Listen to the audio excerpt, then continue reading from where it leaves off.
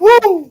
As a famous and wise person always says, isn't it great to be alive on a Wednesday night Yes, on it YouTube? is. Welcome to episode 16. We're making our way up the ladder. Episode 16 of Sports for You Wrestling. I'm your host, Trail. That's my guy, John. Joining us today is one of the homies, one of the originals, the OGs. Kenzie's in the building. Kenzie, what's up with you, man? What's going on? What's going on? And this brother here with the Loke song with the dreads out, one of the founding members of Marks with Mics. This is a monumentous occasion because this is week one of the collab between us, Marks with Mics, Humble Rose, the whole crew. Ladies and gentlemen, we got our guy from Florida, Sir JT. What's up, JT? What's going on? Y'all already know what it is. Your boy, Mr. 6'9", JT, aka your mama work friend, your work husband inside this mug. Glad to be here for Sports for You Wrestling.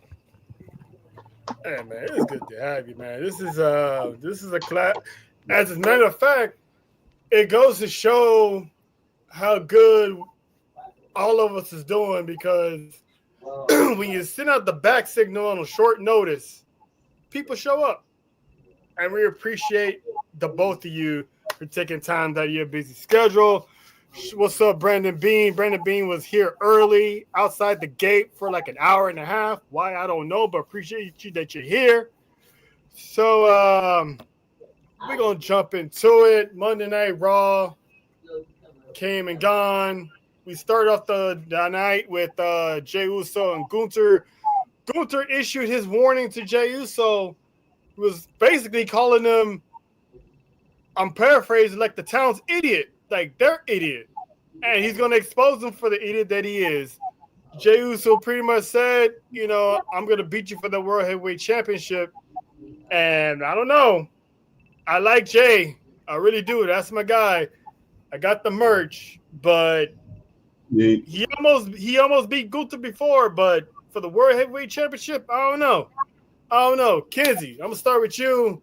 Mm-hmm. What do you think about that segment between Jey Uso and Gunther, and just Jey Uso, in your opinion, has a remote shot of going toe-to-toe with the ring general?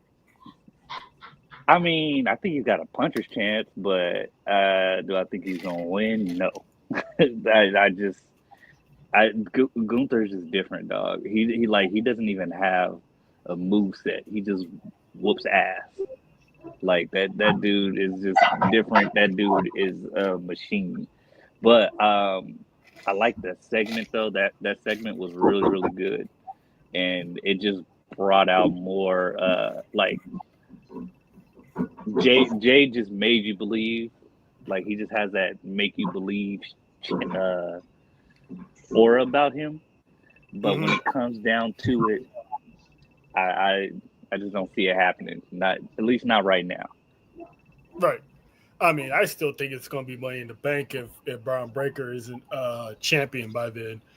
JT, man, your thoughts on Little Uce going against just Terminator from Australia, I said it. I want to say, I think I put the post on X. Jey Uso basically had his Birdman moment on Monday. He said, "When my name come up, respect it." You know what I'm saying? Mm-hmm. Shout out to my co-host Cheech. El Cheech. He couldn't be with us tonight. Got you in the comments, brother. Listen, he had his Birdman moment. When my name come up, respect it. Put some respect on my name, okay? I'm a former IC champion, okay? I'm a multi-time tag team champion. I've already proven that I can beat some of the best. I almost beat your ass. Almost beat your tail. So oh no, you can say what you want. You can say what you want around here, JT. You gotta censor yourself. I just want to make sure because this, I can get very vicious.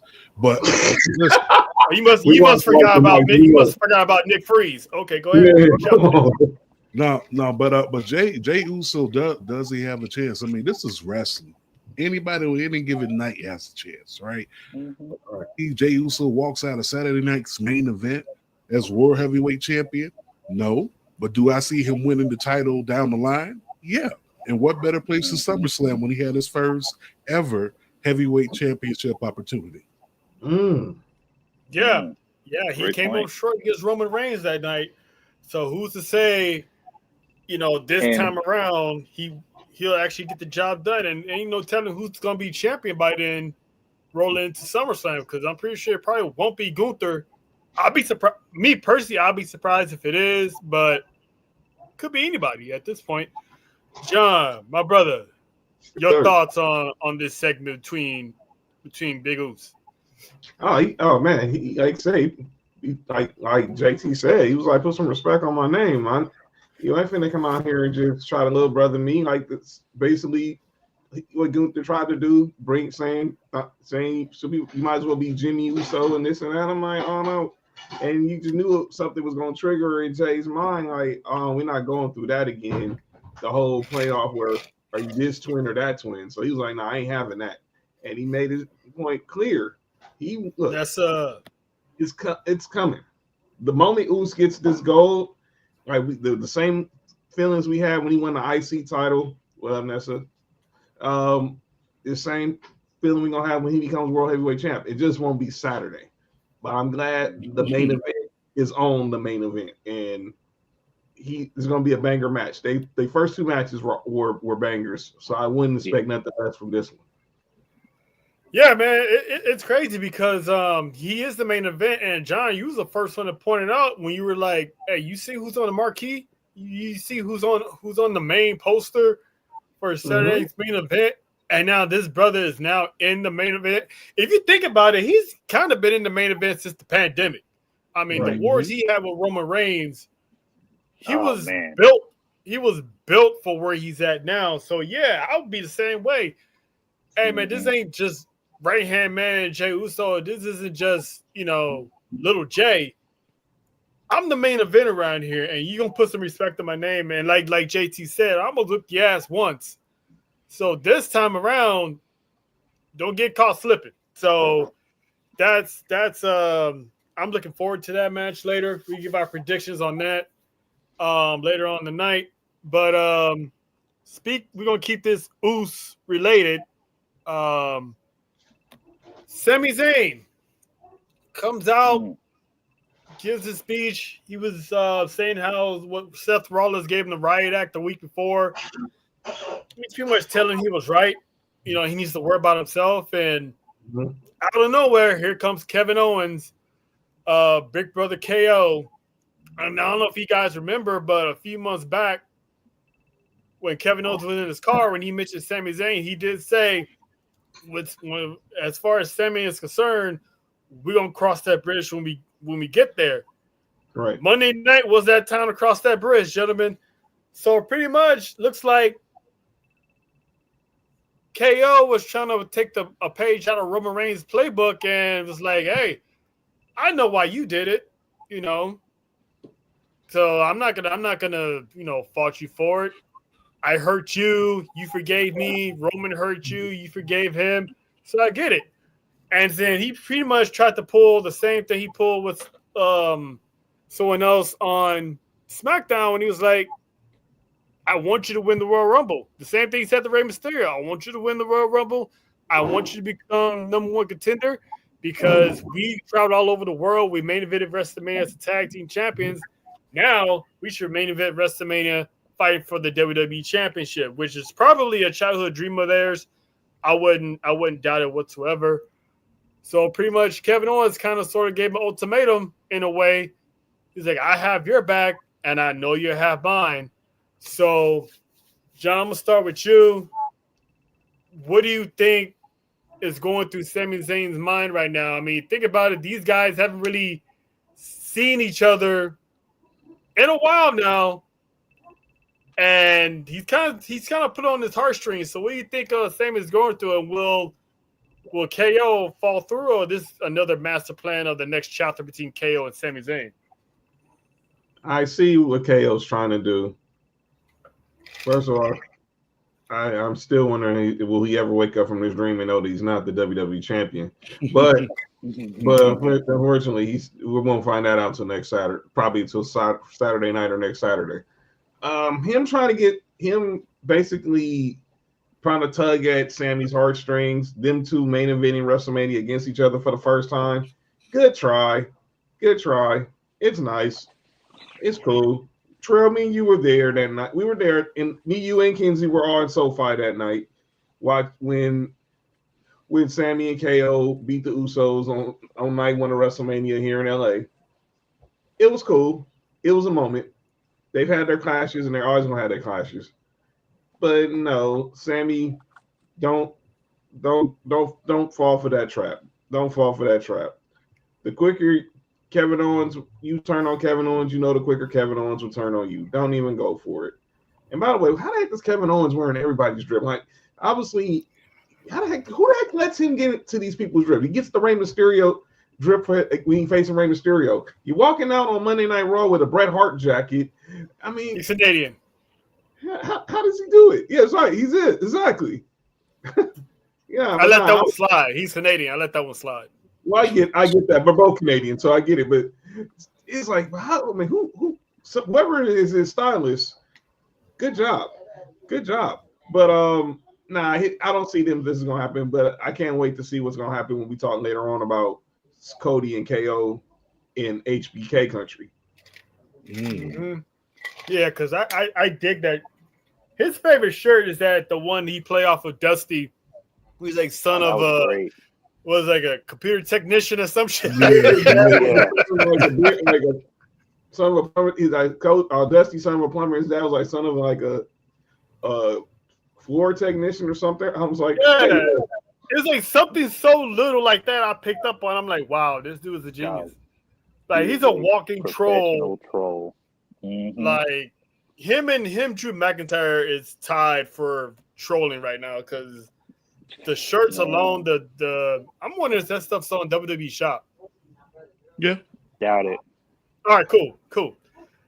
JT, what are your thoughts on Sammy's KO problem? Should he help him? You think he's gonna help him, or is this gonna be one of those? Sammy's gonna be like, man, fuck all y'all. Sami Zayn is what I like to call a delusional baby mama. And what I mean by that is for those who have baby mamas, they hang on to that fact of maybe he gonna come back, maybe he gonna treat me right this time around, and that's what happened with him getting eliminated into the bloodline again. You know what I'm saying? And you also got this thing with him and KO. KO been playing baby daddy manipulation for decades with this nigga. Like, you know what I'm saying? Like NXT, SmackDown, Raw, like he switch up on them real quick. But do I think he's going to help KO? No, because it doesn't make sense for him to have two heels going up against each other at WrestleMania. Would I like to see that match? Absolutely. But is it going to be for the title? I doubt it. Like how many times can we get KO versus Sammy? I mean, I'm loving the chapter. Each time it happens is always like something different, but we always find those two are. It's always like intertwined. It's like they fight with each other for like a year, then they fight against each other for like 3 years, and then they come together again as heels, and it's like that. That dynamic is something special. You don't get that often. I would love to see. He's gonna be pissed. It's low-key kind of like Ciampa and Gargano. Like, how many times are we gonna get that? Exactly. So, Like, I mean, to it's see good. those two, I would love to see those two topics on the next Rivals, like down the line, like friendship, bitter enemies, friendship closer than brothers, like those two connections alone is giving us cinema, like inner feels, joyous occasion, like John said, us three, we was in SoFi when they beat the Usos, the tag team championship. It's like that shit was amazing, and here we are, like damn near 2 years later, almost 2 years later, and they're on the verge of colliding again. Kings, I'm gonna leave this off with you. What did you think of that segment, and what do you think is going through Sammy's head right now? Man, honestly, Sammy's torn. Like he's really torn. He's just kind of like I guess you could say flirting with good and bad. Does he want to really take that turn down this road again, knowing that KO is gonna turn on him again? So he's like, do I just go and do this and be on his side once again, knowing I'm gonna get turned on again and possibly get that that power bomb right there on the side of the mat? Or do I just go at it and tell him just F you basically? And if just, I'm, do my own thing. If I'm Sammy, I think Sammy's probably got that feeling like I'm sick and tired of people thinking they can just brainwash me, man. Like, like what Seth Rollins said is true. I need to start doing shit for me. And that's probably the first time we've ever gonna see Sami Zayn actually be at his best, because for the first time in his career, he just might start doing something for him. He was gaslighting Shinsuke Nakamura at one point. He was always, Kevin Owens' best friend, and he started helping out Cody. Then he walked his way into the bloodline. He was doing shit for the Usos. He was cool with Paul Heyman, and now he's always buttering up to Seth Rollins. So it's like at this point, the man needs to start doing his own thing. And once Sammy actually starts doing his own thing, it's gonna be something to see. You know what I think? What's up? I think how this is how I think people view Sammy. They think he's soft. Right. They look at him how people used to look at MC Hammer before they found out what was the deal. So I mean, they look at him like he's soft, and he's got to go out there and prove, like, look, I ain't soft. Like, y'all gonna sort of like Jay, y'all gonna put some respect on my name, but Jay, they don't look at him as soft. Sammy, they kind of look at him as this, nice Canadian kid. Yeah. So that's just kind of what I think too, is what's going through Sammy's head too, is like everybody thinks they can just brainwash me easy. Everybody just thinks I'm soft and I'm a pushover, and you know what I mean? That's not the case. Well, I'd tell you one thing that's soft is that championship you got on your shoulder, but that's the conversation relax. for another day. Relax. Respect the GOAT. We're not doing that. Oh, here we go. We're not starting. GOAT. 20 minutes into the show. Here we go. Cope is not the GOAT. You know what? We're gonna say that for the end, because you just added a topic for later. I was gonna save that, but I don't know who Cope is. I know who Edge is. I don't know who Cope is. That's right. His mama named him Clay. I'm gonna call him Clay. Yeah, exactly, JT. Mama called him Clay. I'm gonna call him Clay. Mama called him Edge. Right. Mom called him Adam. I'm calling him Adam. I ain't calling him no dang Cope. Yeah, that's right. Brother. That sounds like a religious thing, but I'm not gonna get into that because I ain't trying to get canceled. Ice Cube's character in Dangerous Ground or something. Hey, we ain't going there. That was the brother. No, that was the brother. He was like, "You Cope?" No, I'm his brother. Cope was Ice Cube's brother in Dangerous Ground. Man. I know what you're talking about. Yeah. Yeah. We ain't gonna go there. No. Yeah. Ain't gonna compare him to no classic. Listen here. Speaking of classics, Yeah, okay. We are respecting the go. Ain't nobody put slander on Triple H's name around here. Speaking of classics, we had a classic brawl on Monday night with the ladies. Girl fight. So we had fantastic. Nia Jax taking on Bailey. Roxanne Perez was in the crowd, as I pretty much predicted that she's gonna follow wherever Bailey goes.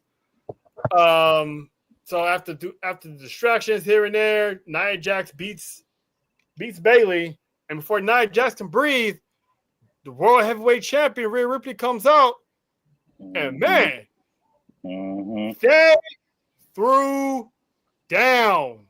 And I mean, they threw the fuck. I was like, damn, Rhea Ripley's flying over here. She's jumping off of tables. I haven't seen these two go at it like this ever, because their last encounter, it was cool. It pretty much made Rhea look good. But this new Nia, this returning Nia, this badass of a Nia, going against Rhea Ripley via the transfer portal. This is gonna be something. I'm actually looking forward to this match that's coming up with these two. But these girls, they got that chemistry, they got that fight, and Rhea Ripley just doesn't back down. And apparently neither does Nia. JT, what did you think of that little scrimmage? Well, I'm not gonna call it scrimmage. What do you think of that brawl? Because they went at it like two grown ass men. Listen, that's Bay. First of all, Nia, Boss lady, what up, though? What's up, boss lady? But Nia Jax, that's Bay. Listen, when she first came back, like I told everybody, keep your eyes on her. She keeps the eyes on the product, okay? No matter what brand she on, it's all eyes on Nia at the end of the day, because you trying to see what she gonna do next, who she gonna take out. Is she gonna fuck somebody up, or is she not gonna fuck somebody up? Nia Jax is definitely one of the key components inside this women's division, and might I add, the women's division outside of the Bloodline storyline has been carrying WWE. And it's not even close. It's not even close. Now, that scrimmage though, that little scuffle that they had, I'm not gonna hold you. When you get home, Nia, I done cleaned the house, I done cooked dinner, have water already inside the tub, all that. Listen. That's what I like to see when it comes to these women. Let these women let them buck, let them fight like we know they can fight. Let us see that, because Rhea Ripley versus Nia Jax, I think this is part 2 or part 3, because Elimination Chamber was last year. Yeah, we already know that we're gonna get a good match out of this. Like these are your two credible the credible monsters on the roster for the women. This is the equivalent. Yeah, I mean Raquel hasn't been built up like one yet. Yeah. She's a monster in training, but these two right here is the equivalent of Bronson Reed and Braun Strowman when it comes to your powerhouses on the division for the women. Those are your powerhouses. Completely agree. And then you can also compare that to Jacob and Braun Strowman as well. It's like, when these two get together, you know exactly. You know it's going to go down. And like I was saying earlier, this new workhorse of Nia Jax, like she's putting in work now, breaking up sweats, doing this, doing that, taking these bumps that she usually never ever took before. So she got leaner, she got quicker. So combine her with that Rhea Ripley, it's gonna be on and popping. It's gonna be really. Casey, I'm gonna go with you, and then I'm gonna leave John to wrap up his thoughts. What do you think of that fall brawl, if you will, with the two women? Oh man, I thought that was amazing. That to me, low key, probably the best part of the show. maybe I mean you can go Penta, or you can go Drew and Seth, but I really enjoyed that. Like those two women made you really think like they hate each other, absolutely hate each other, and that to me, when you can sell a story like that, that just brings even more eyeballs and eyeballs to the to the company. And like guy over there said, like the women have low key been carrying the company outside of the bloodline. And I mean maybe you can throw Punk and Drew in there, but yeah, like outside of that, man, like the women have been amazing. I was never really the biggest Liv fan, but Liv has grown and grown on me, and she has gotten like way better than what I originally saw. Like I couldn't take her serious at first.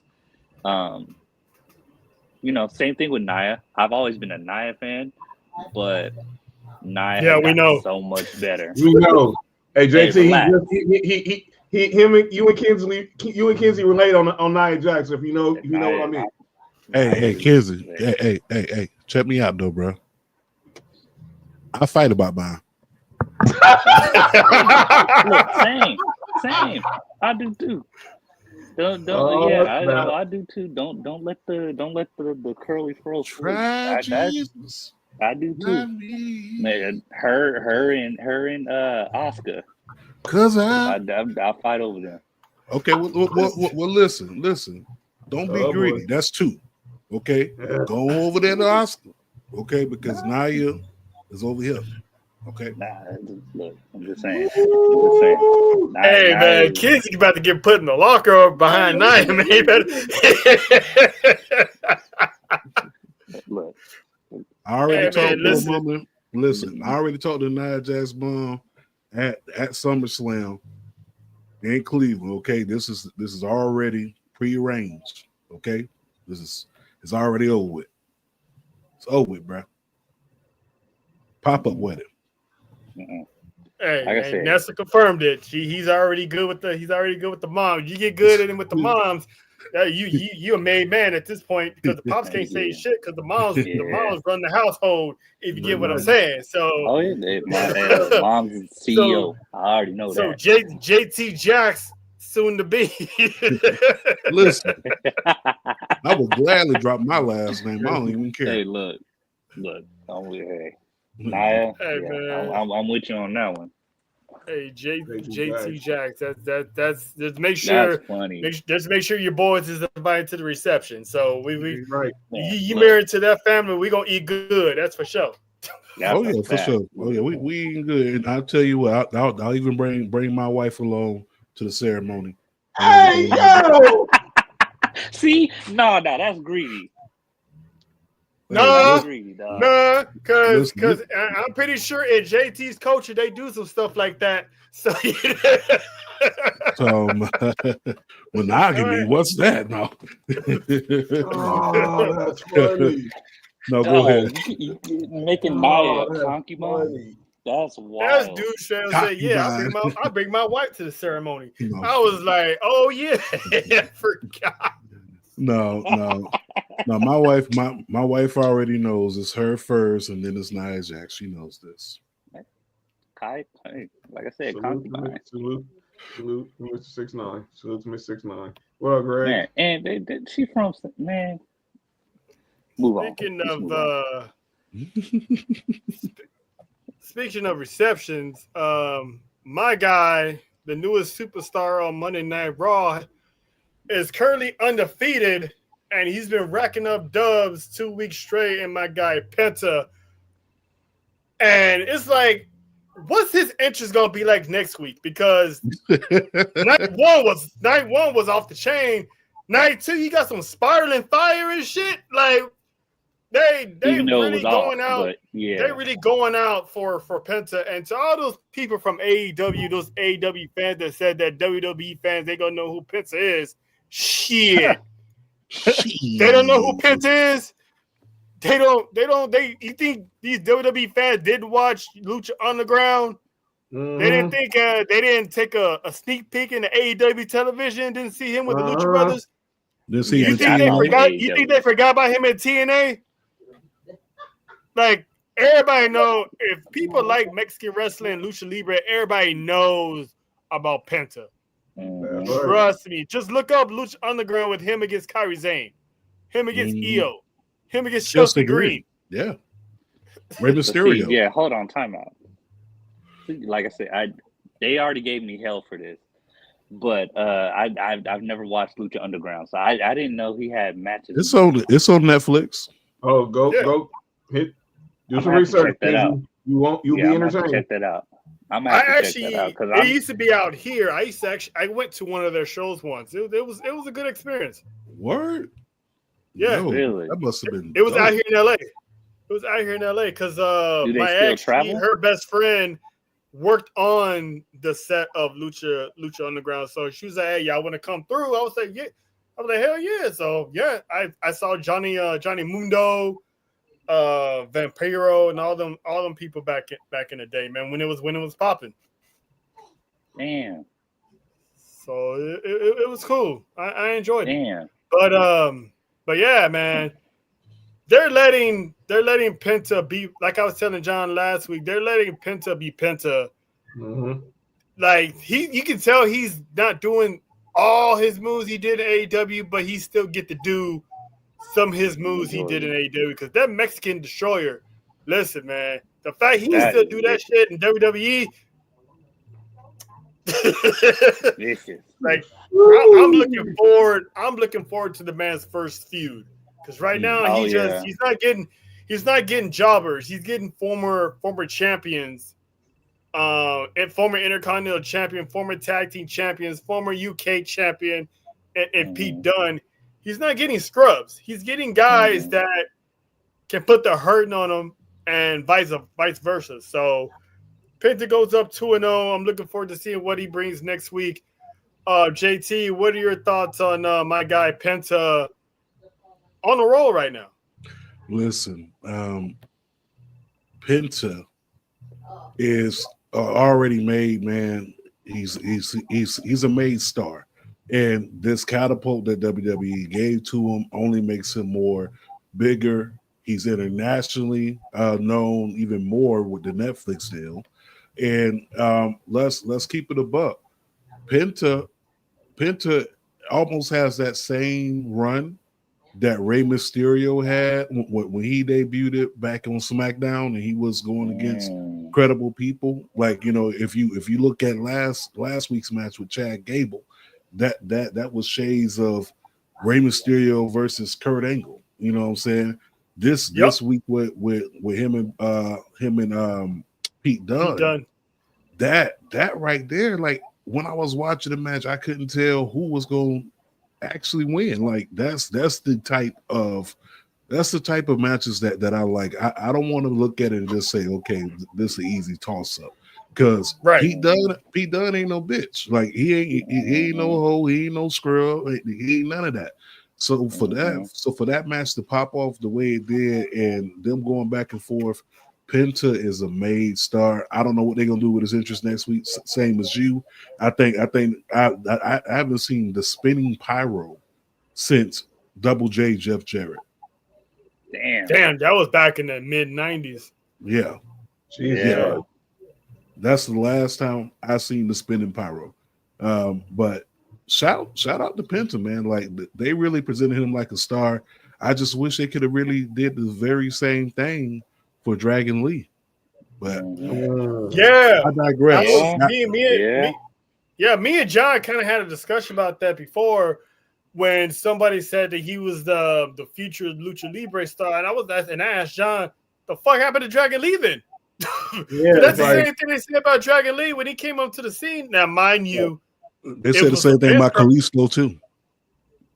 Yeah, well, the guy behind the mask, he from what I remember, it wasn't liked in the locker room.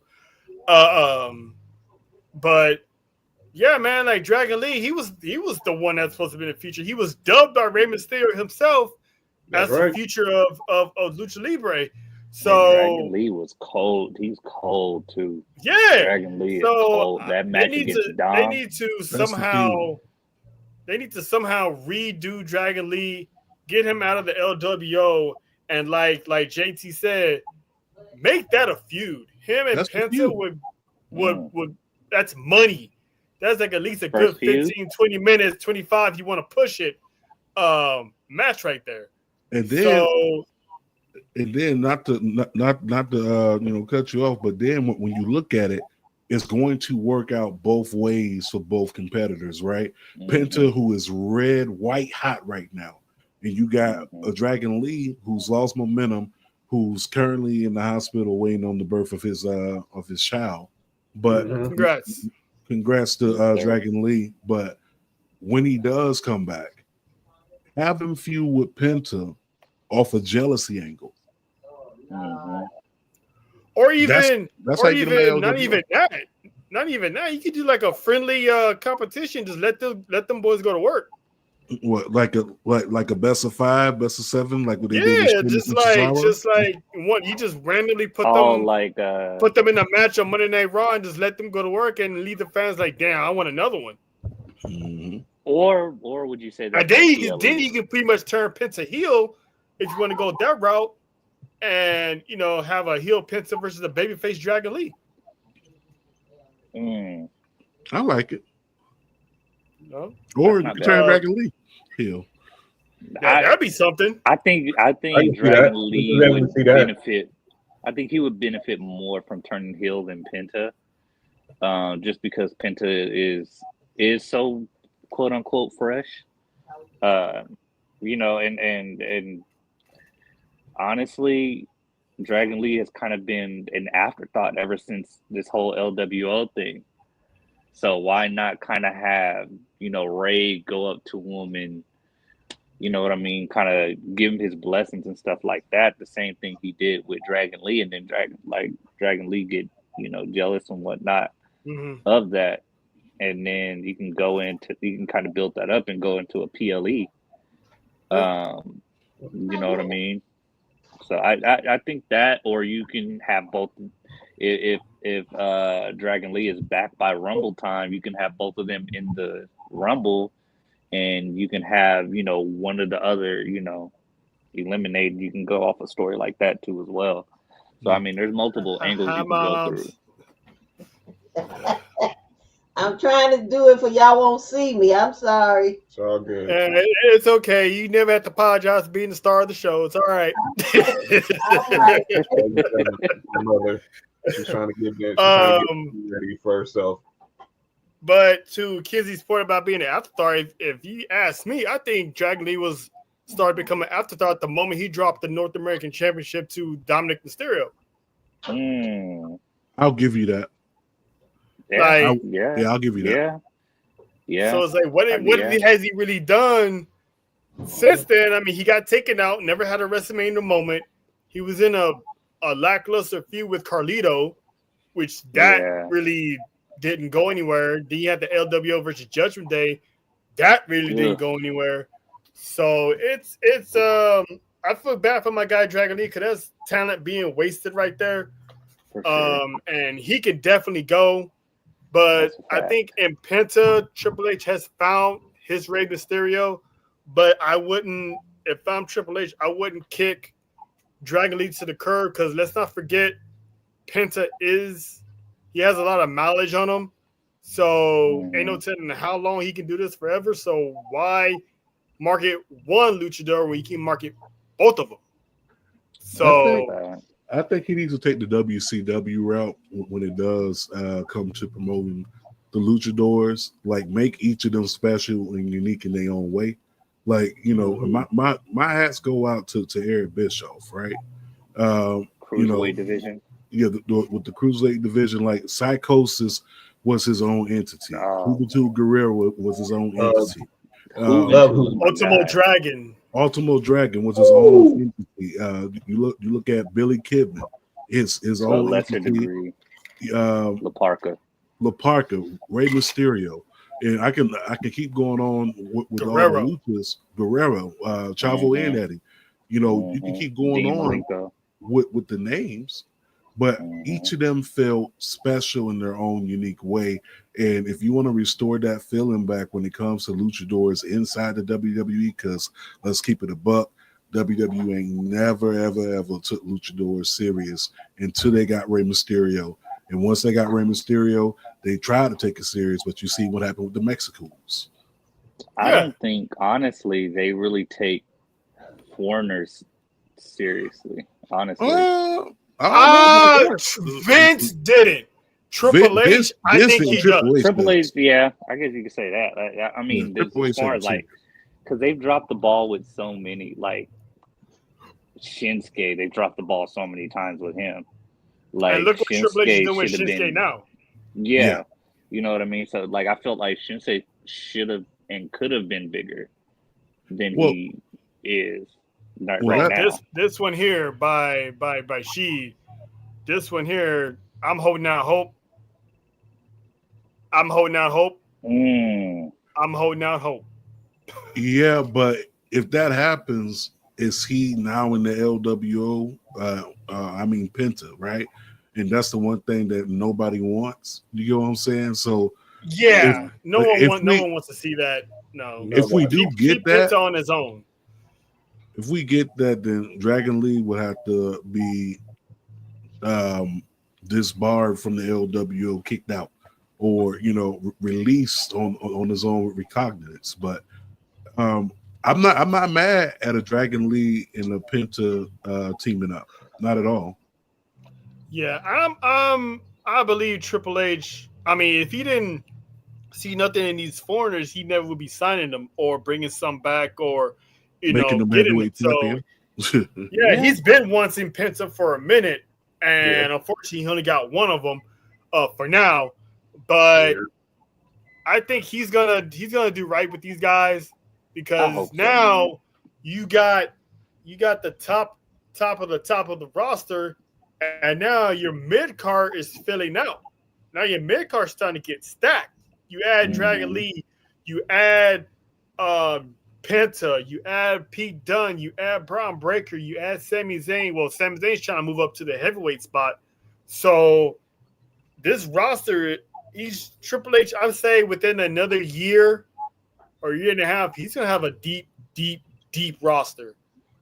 He's on his way now of having that roster. So I think he'll do good, but just people got to understand not everybody can be WWE champion. Not everybody's going to be world heavyweight champion. So people got to understand there's not everyone's is gonna be that guy because you got a lot of people at the top. Do you see them adding another belt?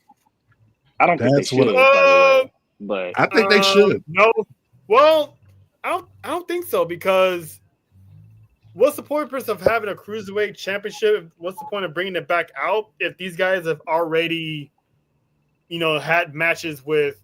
Because if you do a cruiserweight, it don't even have to be the cruiserweight. What happens to the mid card? It doesn't have to necessarily be a cruiserweight. Like let's say they bring back, and I'm just throwing this out here. Let's say they bring the European or the television title, right? Let's say they bring that back, right? I think there's 148 people signed to WWE right now, and I want to say like a good chunk of them have not worked TV like in the last 2 weeks, right? Right. That right there is a good way to go and introduce them. Like you got the Speed Championship, but that's only that you only see that title on Twitter. You know what I'm saying? So we need something. We need something for the product. The product on television. But to me, I'm not saying your idea is wrong or anything like that, but to me, that's one too many titles because if you think about it in WCW, you had two mid-card titles. You had the United States Championship and the Television Championship. And then you move on to WWE. WWE now, you have the Intercontinental Championship and United States Championship. So, and then back then, in the Attitude Era, you had the WWE Championship, then you had the Intercontinental Championship, the European Championship, and the Light Heavyweight Championship. But that's because they had a lot of light heavyweights, and even then, it was a revolving door of champions with the Light Heavyweight Championship. So And hardcore if you title. look at WWE as a whole, it's like they have enough people to the point that I don't think they have enough. That's too much overhaul on championships, because the United States Championship and Intercontinental Championships are usually supposed to be like the stepping stone to, you know, see how you are as a workhorse, Yeah. to see if you're ready for the WWE title or the World Heavyweight title. Main event scene. Having a television championship or a European title as a third one is like, it really doesn't serve its purpose. If that's the case, you might as well bring back the 24/7 championship. Well, Oh, hell no. I agree Oh, with God, you on no. that purpose, but we also got to look at who is in holding of the company. It's TKO, and TKO is trying to give WWE more of a sports like feel to it. Like as you can see with the mat, with the uniforms, you're getting more of a sports type feel to it. And you look at the UFC, Yeah. you have multiple championships inside there. You get what I'm saying? But the thing is, it's all about how they focus on those divisions, right? So I think like a third title for either both brands or just one brand, especially with the Raw and the SmackDown that is 3 hours, and you have all these people clamoring for it. And right now they're going on these lengthy runs with these titles, right? The only title that hasn't been, only two titles that haven't been lengthy within the last few months have been the mid-card titles. But I honestly think that they could use a second mid-card title for Raw, and maybe I don't know, maybe that's something that Netflix may want as a network. You know what I'm saying? Just to draw more people to it. Like instead of the television champion, you got the Netflix champion. I don't know. We've seen what TNT and TBS did. You understand? So yeah. I got a question. Do you think they should do away with the brand split?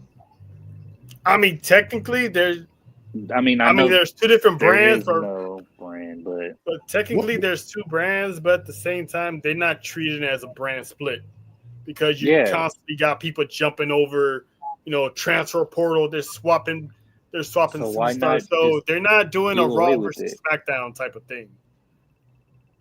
Yeah. I mean, I don't know. I just seems like just that, like back in the day, like everybody was on every show, on both shows, no matter what. Yeah. And it seemed a little more fluid than it does now.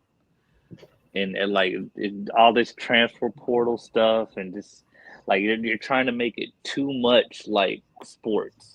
Like it's entertainment for a reason. That's the point. They're taking the sports part of it into WWE now.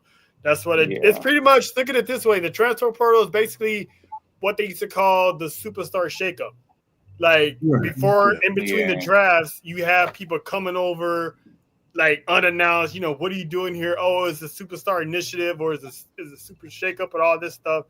Now, it's just pretty much a transfer portal, because back then, when it's like everyone was on both shows, it was always the top stars. You never really saw everybody else. So now you still have Raw using all their stars, SmackDown using all their stars, but when there's a big storyline, you can cross-brand, and then you throw in NXT. Now you got main roster talent having feuds on NXT with NXT talent. So this version of it, me personally, I think is working very good. It's not a strict, brand on brand, but they still, now you got general managers doing business with one another. Like, if you let your star come over here, I'll let you have one of my stars if you let me use one of yours, type of deal. So, but to go back to Penta, John, what did you think about Sir Cero Miedo making his going up 2-0 in the Raw roster? Like you said earlier, they put him with some good. The first two matches are putting him with some workers. Chad Gable, great match. Monday night with Pete Dunne, it was a good match. And like the styles make fights. You think about obviously Lucha Libre versus Greco-Roman. You got Lucha Libre versus like the British strong style, and they put on some dope matches. And like you said, I'm waiting to see what's his first feud gonna be. I mean, we know now why Dragon Lee's been MIA. We know he's also the Speed champion as well, but take that with a grain of salt. But he's man. I just don't understand how AEW did not see the worth in this man, and he's going to kill. I know he's going to, like Brandon Bean said in his comments earlier, he's going to be a future IC champ. And I'm with JT, and I think we're all in agreement. We don't want to see the typical put him with the LWO, be, oh, my worship for Rey Mysterio, blah, blah, blah. No, he can go and hold his own against Rey Mysterio. And will be very good at it too. It would be like the Rey Mysterio Ultimo Dragon matches back in WCW. If you get, but this would be more of like the true passing of the torch. I know we tried it with Santos. They tried it with Dragon Lee. I mean, we all know eventually Ray really wants to pass the torch to Dom, but I believe Penta is coming that mug out of any luchador's hands who takes it from him. It don't matter who it is. So eventually, I would rather if you gonna have him face Ray or have him do anything with Ray, let them face each other as it be a passing of the torch, not him being someone that Rey Mysterio is mentoring to, because he's always gonna mentor him to, because obviously they're the two great luchadors of all time. Yeah. That is true, because like Penta said in a backstage one of those backstage vlogs that he was working when he just looked on TV and saw Rey Mysterio on television. He's like, someday that's gonna be me. And now you look at it now, he's in the same locker room as Rey Mysterio. So. If Rey Mysterio got one more in him to put on the banger, I would love to see him and Penta. Oh, he does. Have a match. He still got it. Yeah, thanks to the stem cells. He's definitely still got it. Yeah. Fellas, sure. Speaking of someone still got it, this guy still got it when it comes to the pipe bombs of WWE. The man, you can add this guy's name to the people cookout during the summer. CM Punk cut a fire promo about the Royal Rumble. Magnificent. Jackie Redmond was going down the list of people that's going to be in the Rumble. He went at John Cena. He's like, John Cena, they can't see me, when I toss him over the top rope. Roman Reigns, he went at Roman Reigns. And then the line that had the whole building buzzing, the line that had me like, oh, shit. He was like, Hulk Hogan, I can take his crusty ass and dump him over the top rope and kill Hulkamania once and for all. I was like, damn. I went to Twitter and I was like, CM Punk is for the people. Because he also has a lifelong hate for Hulk Hogan. I forgot what it was. I'm going to have to do research on that one, but he genuinely does not like Hulk Hogan at all. So for him to drop that line out of nowhere, even had Jackie Redmond's facial expression was like, I don't even think that was script. That was part of the script. Like, nah. He just went there. So, JT, man, the man buried Hulk Hogan out of nowhere. To me, I loved it. The crowd loved it. What did you think about it, my brother? Because, man, that was the biggest pipe bomb he ever dropped since, his first one. Fix this nigga. Invite him to play spades at the table. Matter of fact, he can actually take food home. That promo that he cut, that's the CM Punk that I remember before he left and didn't wrestle for a while. That's the CM Punk that I remember. Those are the promos that I remember. straight over the edge. You don't know if it's part of the script or if he's shooting from the hip. For him, first of all, for him to say what he said about Hulk Hogan on Inauguration Day, on MLK Day, on MLK Day, on MLK Day, Talk it. listen, give this man a wing at the NAACP. Okay, Man, give this man a wing because CM Punk said what a lot of people want to say on a platform where they can be heard. And yeah, so basically, fuck Hulk Hogan. And that's basically what CM Punk said. Yeah, pretty much. I mean, he said he take his crusty ass, throw him over the top rope. I was like, damn. And I was looking at reactions online, and like they had the same reaction we did. We was like, damn, that's what we're talking about, sir. Mr. Phil Brooks, you're invited. You can take as many ribs you want to take. You can take as many hot links you want to take. You want to take a double scoop of brown sugar beans, whatever, barbecue beans, go ahead. It's all yours, sir. You and Cody are always gonna be welcome at the Thanksgiving feast, the barbecue cookout, you know, the Sweet 16, the quinceañeras, wherever you want to be. You there. Kenzie, I'm gonna start with you, and then I'm gonna leave it off with John. What did you think of CM Punk pretty much putting Hulk Hogan on blast on MLK Day? Oh man, that was chef's kiss, man. Like that was like JT said, that was the CM Punk I remember, the voice of the voiceless, the best in the world at what he does. Like that man, he basically echoed what y'all did at the Intuit Dome on the premiere of Netflix premiere on Raw that night. He echoed what everybody else said, and it was a big fuck you. Big fuck you to Hulk Hogan. Like, we don't care about you no more, dog. Mr. The vitamins and all that shit. And no, like I just thought it was masterful. And like I said, I think he was shooting from the hip, honestly.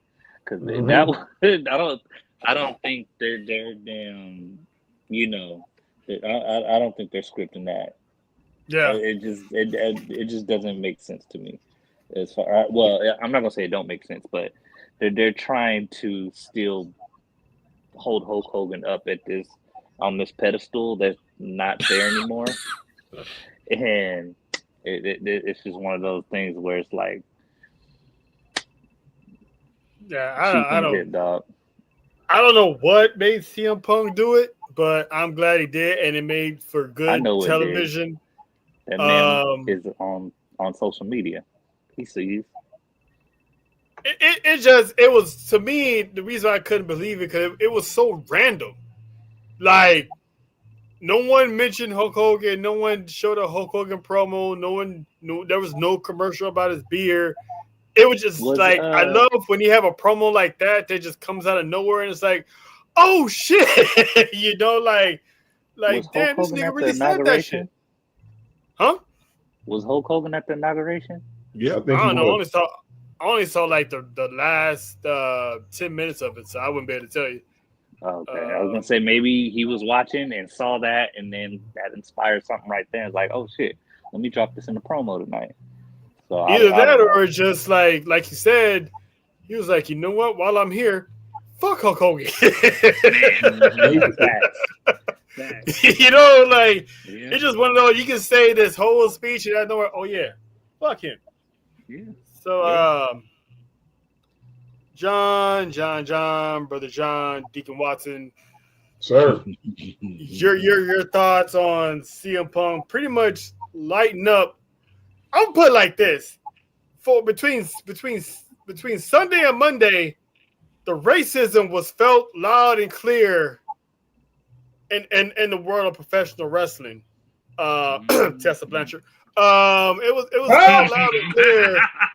So, your thoughts on Hulk Hogan pretty much getting burned on Monday Night Raw?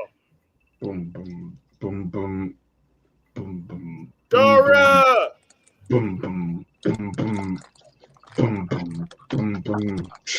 R.I.P. R.I.P. Oh, I was wondering where you was going with that. R.I.P. R.I.P. Just killed the In the club. club. Cause Jack, you know what? You know, JT. Yeah. You know what? He cheesy them, dog. Yeah. Yeah, he cheesy them. Shout out to Jeezy, man. Man, come on, man. He went straight empty with, man.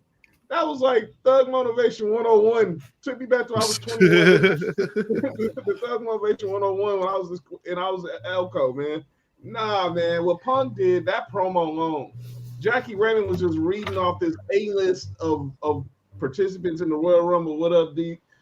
And he was like, and I don't care. He could be John Cena. He could be Roman Reigns. Like, last time I checked, Roman Reigns needed me to win War Games. Man. Last time I checked, I beat Seth Rollins on the debut on Netflix. Last time I checked, I buried Drew McIntyre in Hell in a Cell. And Sami Zayn not even on my level, so don't even get into the conversation. Let's talk about it. And then he goes out of just he knows the moment. He reads the room. He knows he's very calculated in everything he does. Kenzie's heard me say this on Sports for You all the time. Trell's heard me and Trell talk about this all the time. I'm telling you, JT, I always felt the most calculated athletes in sports were Shaq and LeBron. They don't do anything that ain't deliberate. Punk knows what he was doing when he did that, and it was fire. He went at the end of the Raw Netflix. He gave the shout out to Chris Bay. Salute, glad you're doing better. And he knew what he was doing in Texas, the reddest state of in America. He didn't care. I'm gonna say what I'm gonna say, and I'm gonna do what I'm gonna do. That's why I got him winning the Royal Rumble. Yeah. That's proud American that day. Thank you. Facts, Dora. Punk plans everything, and like John said, he's one of my favorites to win the Rumble. If Dwayne isn't in it, and even if Dwayne is in it, I can see CM Punk throwing his ass over the top rope too. But I'm looking forward. I've been looking forward to that. Oh, that's gonna be great. That's funny. Shout out to Texas. So we're gonna close this out with the final match on Monday Night Raw, and that is Drew McIntyre and Seth Rollins. And like Kenzie just pointed out, they put on a banger of a match, and for the second week in a row, Drew McIntyre gets caught slipping. He got caught slipping on the man pill and pretty much lost to another schoolboy roll-up. I don't know what's going on with this guy, psychopath. He's taking his eye off the ball, which is something CM Punk and Seth Rollins has told this man for the better part of a year, that the man never stays focused. Then he proceeds to pretty much beat the holy hell out of Seth Rollins until Sami Zayn comes out. And that's when things got interesting, gentlemen, when Sami Zayn misdirected his haluva kick and hit Seth Rollins square in the jaw, which now has officially planted the seeds of Seth Rollins joining Drew McIntyre and Kevin Owens down the road. And I said this multiple times, and John is a witness of this when I said Seth Rollins is going to be the last one to come around, and it's going to take something for him to be like, you know what? Fuck all these people. Let's take them all out together. So JT, Sammy fucked up because the man didn't know when to mind his own business, and Seth Rollins told him from the get-go, stay out of his way, do your own thing. And he shows up and kicked the man in the face. What do you think is going to go down with Sami Zayn and Seth Rollins moving forward? You need to stay out of my business. like that skit. You need to stay out of my business selling all these Peckerwoods. Ain't no real that's funny.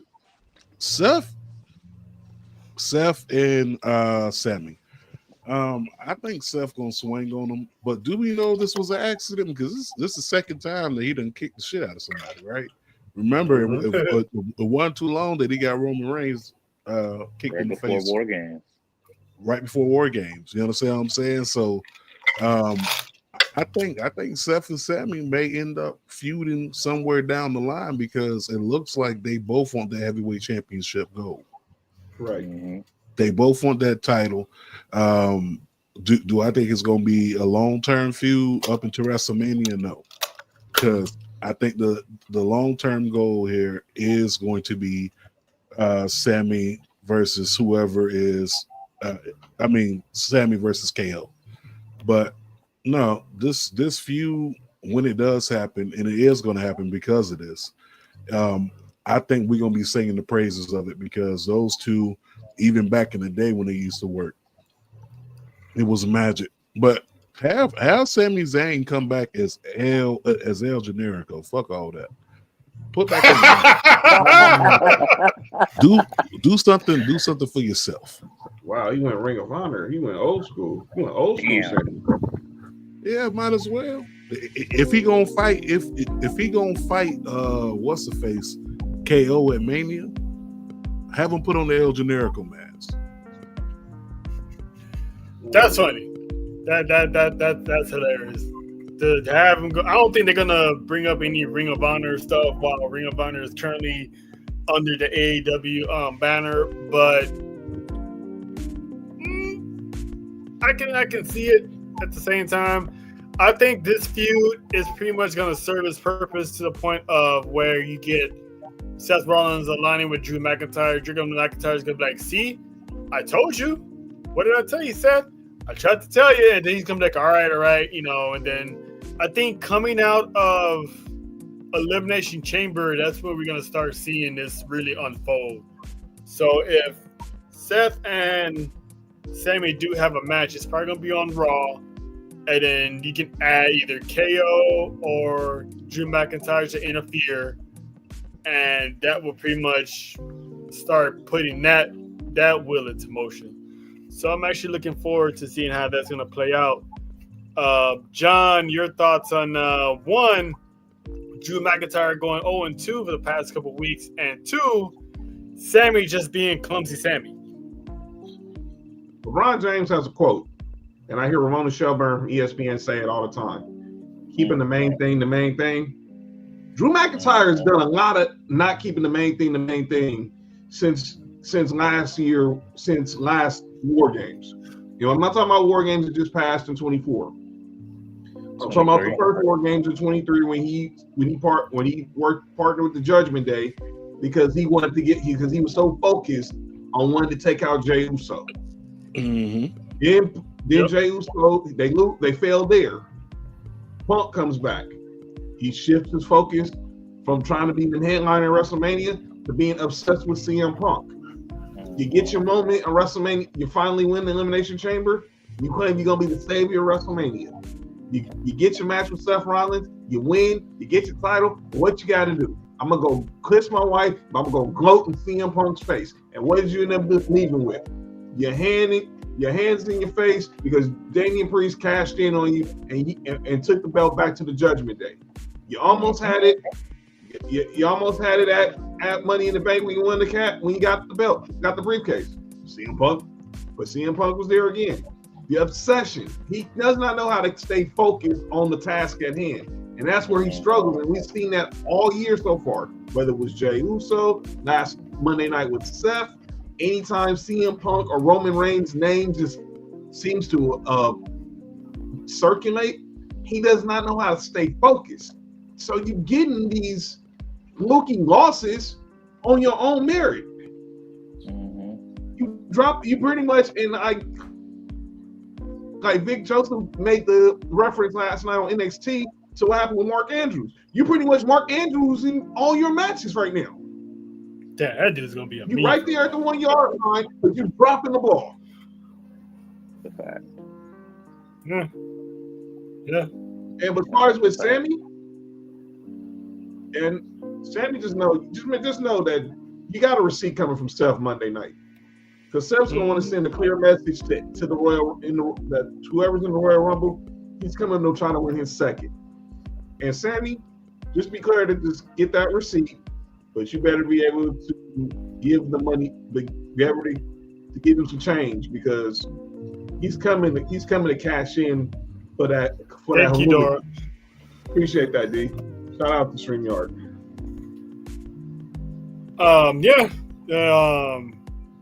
Kenzie, what'd you think this whole Sammy, Seth Rollins, Kevin Owens, Drew McIntyre deal?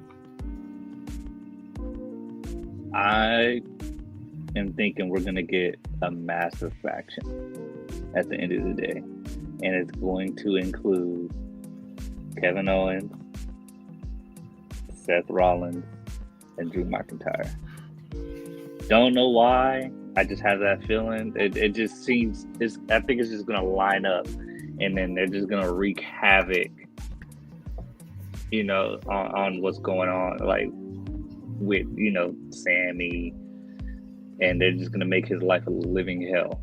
It just has that feeling. Like it's just gonna set up as that. Because Sammy, he does too much sometimes. Like he tries to do too much. I don't want to say it like this, but he tries to be Captain Save-A-Ho. I hate to say it like that, but delusional baby mama tells you. Yeah, just be doing too much, man. Sometimes it's like, Sammy, you ain't got to be in everybody's business all the time, and I don't know, man. Sammy, he got issues, dog. He got to take care of. He needs to just leave everybody the hell alone. If he just minds his own business, he can go a long way. But he keeps. I'm not sure. I think he's a Libra. I don't remember if he is or not, but I think he is because he wears his heart on his. He's one of those guys that he'll give you the shirt off his back. Even if he didn't ask for the shirt, he'd be like, "Here, take the shirt because I know you're gonna need it." Type of person. It's like he doesn't know when to, like I said, just mind your own business, fam. But he gets in the way. His birthday is July 12th. Oh, then I was way off. That's the crazy part. I mean, because he kind of reminds me of me. Like I've learned nowadays to mind my own business, and but he's that character that no matter what, he can be that goofball, but at the same time, you want to see the man succeed, but you're getting tired of seeing him getting his ass whooped every time you turn around. He's always in someone's business getting his ass whooped. Well, you just mind your own business, just stay in your lane. Just stay in your lane. Stay in your lane. Like Emmanuel Hudson say on the Wild Now when he's the referee, just stay in your lane. Stay in your lane. Shot in the long ball. Man. So just stay in your lane, fam.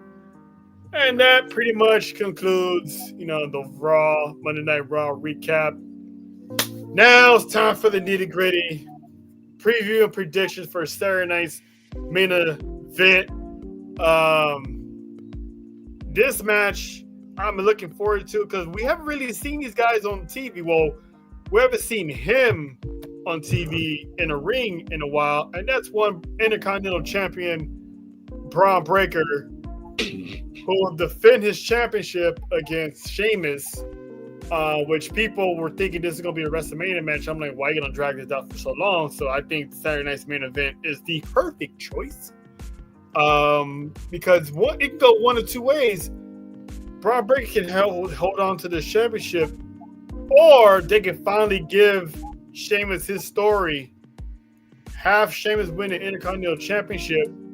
Braun Breaker would probably fail on a rematch and then put him right in the Royal Rumble and then start his way up to the World Heavyweight Championship, which I believe he probably will have or get by summer of this later on in the year, maybe by the end of the year. But he should start his World Heavyweight Championship crusade. So I would not be surprised if he wins. But me personally, I'm going to go with Braun Breaker because that man is the nephew of the Genetic Freak, and the man cannot be stopped. John, what say you, sir? Who do you got winning this match? Trail. Yeah. Kinsey. JT. Chat. I got a question for y'all. Oh no. There gonna be some dogs in San Antonio on Saturday? Oh man, I can't wait for this, man. Look. Oh yeah, it's gonna be so good. Man, I want Sheamus to complete the Sheamus Slam and get that Grand Slam title. You know what I'm saying? You know, I want the Sheamus Slam to happen, dog. But I gotta see Braun Breaker on prime time. In prime time. Get that dub, man. And it's gonna be a banger. Braun Breaker, he gonna get this dub, but Sheamus is gonna leave it all out there. Think of everything Sheamus has done. He bursts on the scene in 08 or 09 thing, and becomes in 6 months. He's a WWE champion, beating John Cena. He has a feud with Triple H. He's won Royal Rumble. He won a world title at WrestleMania in 30 seconds. He's been Mr. Money in the. He's done it all. Great tag team runs, but one thing is still eluded him, and he said it in his interview with Kathy Kelly Monday night. What drew him to being a professional wrestler was the Intercontinental title. And we talked about it, Trevor, when we were talking about the women's title, all the prestige for all the men who've held that title. Sheamus wants to add that to his legacy. And I want him to get the Sheamus Slam. But man, that Braun Breaker,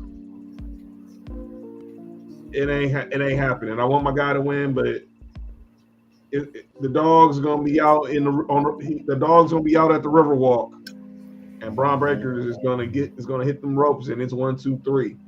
See you in Indy.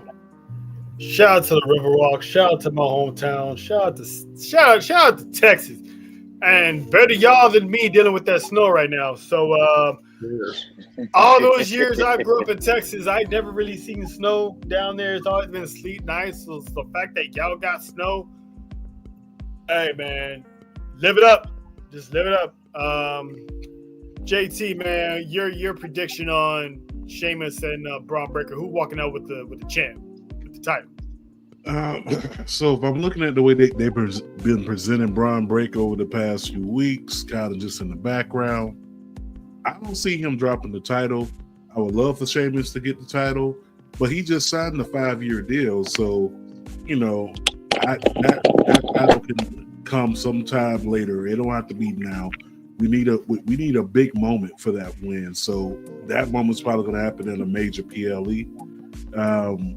But nah, it's Sheamus not walking out Saturday with that title.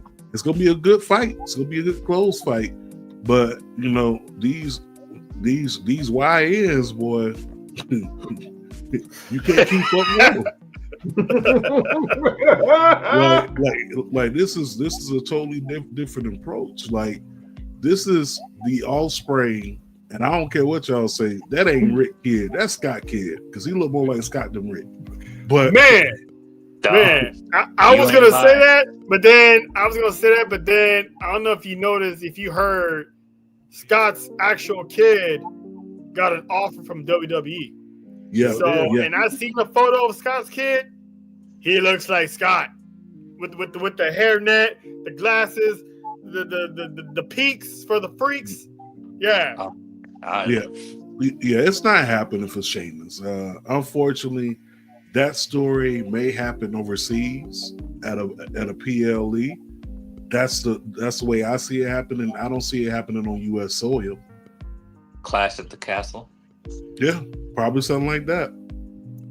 Yeah, in Europe, because they are going back to like Paris. No, was it London or Paris? They're going to London this year. Paris. Oh, Paris. So, you know, you might win up there in Europe, or like you said, Clash at the Castle. That's Scotland's more closer to Ireland than Paris is. So, making an international thing. So I agree. He still might win it at WrestleMania. We don't know where the Intercontinental Championship is going to lie at. It might have some type of match that takes place for the title, maybe a ladder match or something. So I'm pretty sure Sheamus still might get his moment in Vegas. That your boys will be in Vegas for that event. So yes, sir. Tickets, man. So, I'm looking for. Man. Hey, man. Hey, That, if we gotta, we might have to pick a night, if anything. But either way it goes, we're gonna be in Vegas. So I can't wait. Wally I Mania. can't wait. Shout out to Wally Mania. Yeah, I don't know. yeah. Them ticket I can't. prices might start selling dope again. I ain't gonna Man. just gonna Yeah. be real about it. we'll have to start walking out here with shiesty masses in a minute. John, your predictions for Braun Breaker, Sheamus. Oh, you already gave your prediction. My bad. I said Braun. Braun, as I said clear. Braun, Kenzie, my bad. I meant to Braun. say Kenzie. Kenzie, your predictions on Braun Breaker and Sheamus. I'm going with Braun. I'm going with Braun just off the fact that he hasn't really had a significant reign, I guess you could say, since he's gotten it back. I'm gonna go with Braun just based off of that because I don't know, he's white hot right now too, I guess you could say, somewhat. So I'm gonna go with Braun instead of Sheamus. Yeah, he hasn't been on TV lately, Braun. I don't know if he was resting an injury, or they just treated him like a special attraction, or they just don't have that much time. They don't want him running through the entire roster, which I understand. So I like the video packages of him popping up in interviews, something like that. So keep him around, because out of everybody, out of all championships, he's the one that I haven't really seen on TV at all. I mean, like the tag team championships hardly ever get defended, but you still see him on TV in matches. The United States Championship, you see the champion more than you actually saw Braun Breaker, and Shinsuke Nakamura has only been champion not even a month. So it's I'm glad to see him. He's doing good, and I do see him having a longer reign for the Intercontinental Championship. He just might hold it all the way to Mania. To be honest with you, I wouldn't be surprised. And then from there, he can start his World Heavyweight Championship campaign. I think too, because he did drop it to Jay for that a month maybe. I know his reign wasn't that long. A couple weeks. Yeah, I know it wasn't that long. So I mean, I think he, they owe him a more significant run than he had the first one. So yeah, I'm pretty sure he's probably gonna. If Jay doesn't get it, I can see maybe like a Ludwig Kaiser beating him down the line for the championship, because he's asserted himself as that next man up to win some gold. So you can sign me up for another Ludwig Braun Breaker battle, because man, those guys they raging war all the time. Man, those boys put on a show. Hell yeah. And speaking of brawling, we mentioned this earlier in the Raw recap. The Women's World Heavyweight Championship, Rhea Bloody Ripley defends against one Nia Jax, or Mrs. JT, as some like to call her. I still got Rhea Ripley coming out on top. No pun intended. She's still, because Nia, I don't know, I'm kind of confused, because she has this World Championship match, but she's still chasing Tiffany. So if she's still chasing Tiffany, she's gonna get that one-on-one rematch with Tiffany. So I do not see her becoming Women's World Champion at this point. So this is gonna be a knockdown fight. They're gonna go to war, but I still got Rhea hitting Riptide on a more slender Nia Jax than before. So for the 1, 2, 3, John, I'm gonna go with you. I'm gonna save JT for last because he's territorial, so I want to give him the last word over wifey. So John, I'm gonna let you go, and then Kenzie, your prediction on who's gonna walk out women's world heavyweight champion. It's Rhea Ripley. I ain't gonna win this conversation. They're gonna fight, and I hope it's a brawl. But my mommy's coming out on top. And I, like Nia said, and Nia's made it, and they made it pretty much clear. Nia's not on Raw. She's dabbling in there. She's dabbling through the transfer window, seeing if the grass is greener on the other side. But she's like made it clear she wants to get that receipt back for Tiffany Stratton for stabbing her in the back. So it's going to be a fight, and I'm looking forward to it. But mommy's going to be on top, and she can just kick back, relax, and enjoy the view of the Women's Royal Rumble or Pat McAfee's suite at Lucas Oil Stadium. He ain't lying. Yeah. Well, agreed. Kenzie, your predictions on Rhea versus Nia. I'm going with Rhea Bloody Ripley. It's gonna be a good fight for sure. Just based off that brawl on Monday.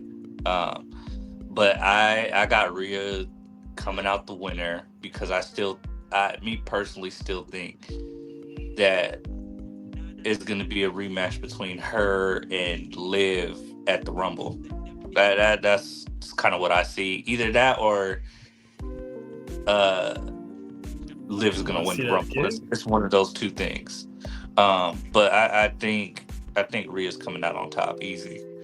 Like I said, it'll be a fight. It's gonna be a dog fight for sure. Just because Nia is just gotten so much better, and she's proven that she can go in that ring for a long period of time.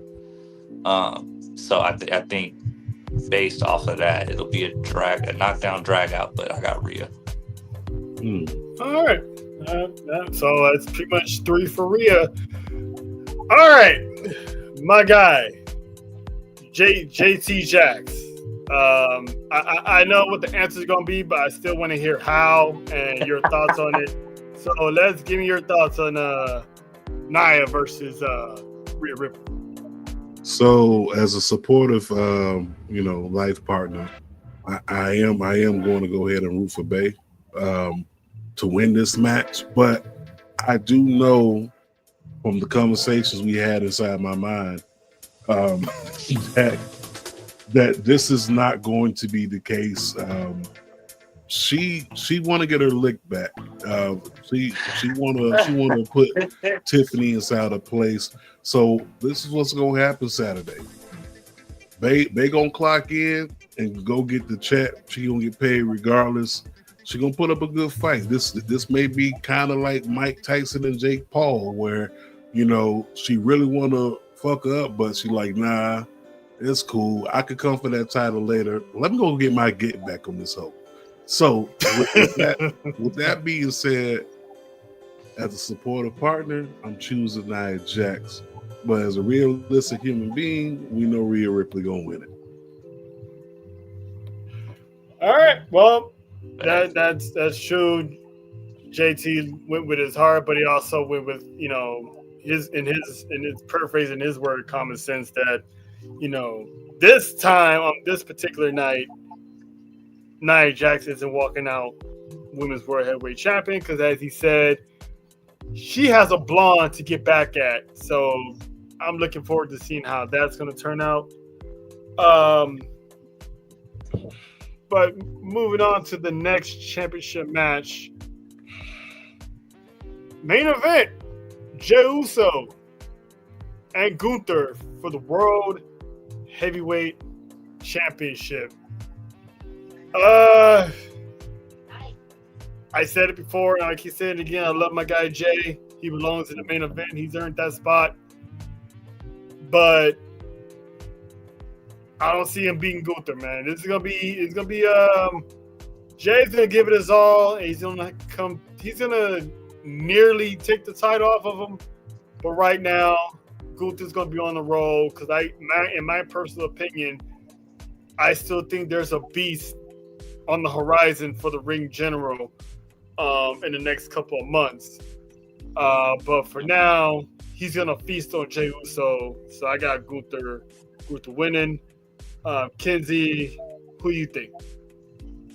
I got Gunther as well. I think it'll be similar to when Gunther fought Damian Priest, how that went back and forth until Finn came out and, screwed over Damian. But it was going back and forth, and I think you're going to get that similar feel, but I think Gunther's he's gonna come out on top again, and probably I think he's gonna choke out Jay. I think he's gonna make Jay submit.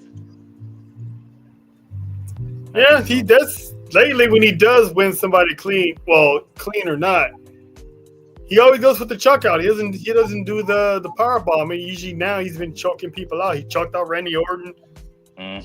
Choked out Jey Uso before. He choked out Damian Priest not once but twice.